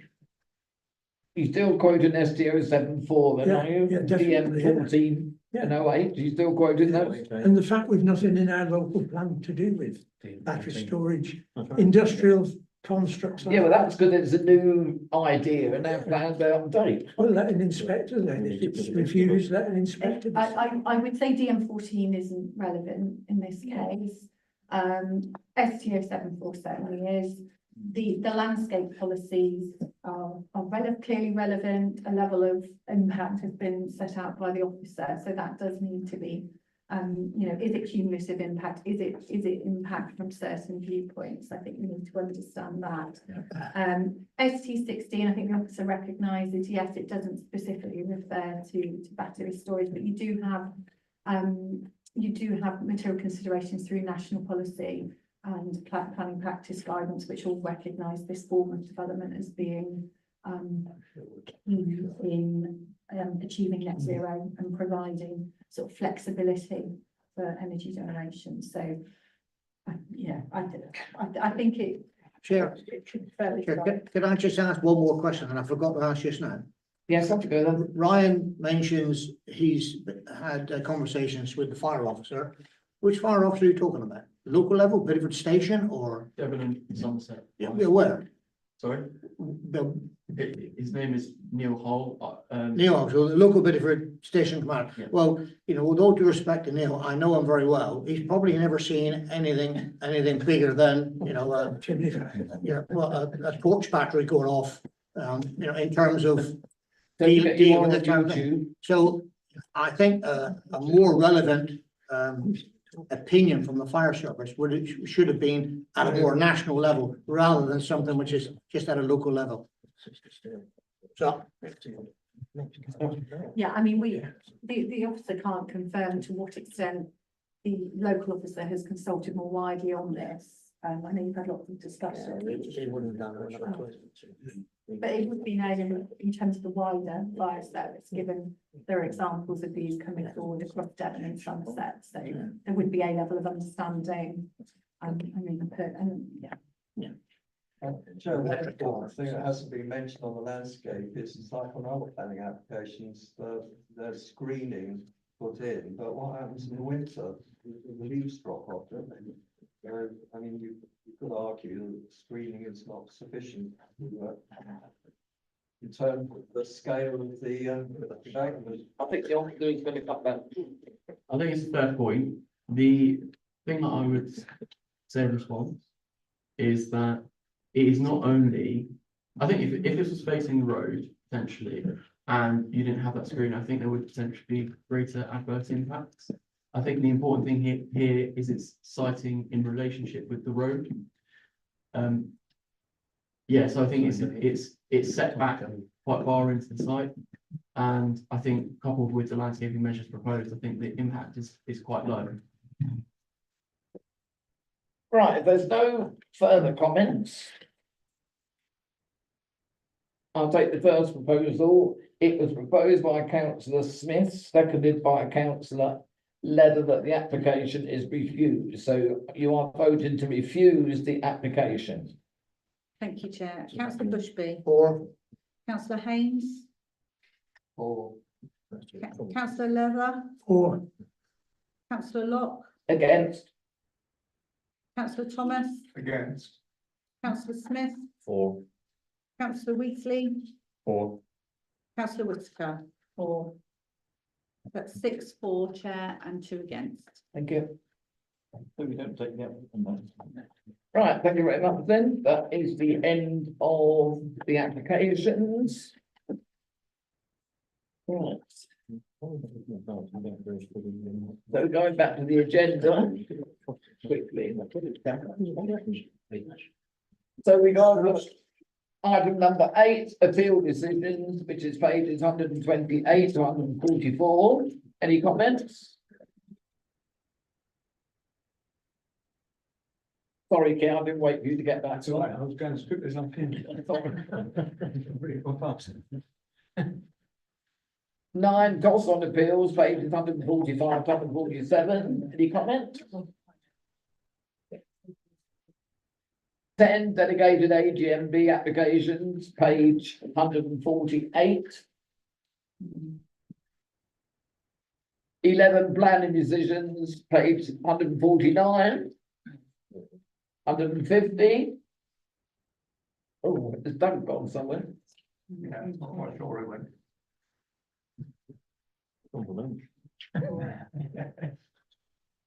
Stand by. 151. 152. 153. 154. 155. 156. 157. 158. Yes, Captain James. Page 150, the construction of the battery energy storage system committed, this is another site, and the high will be. Yeah, that's the one I thought of. That's another one, isn't it? That's one that wasn't So- called in and has been determined under delegated powers. 2 minutes. Which councillor Appleton said earlier that was aware of that. It's a discreetly located, it's a small humble site. Yeah. Yeah. 159. 160. 161. 162. 163. And 164. Right, so there's no part 2 items. So I declare the meeting closed. 1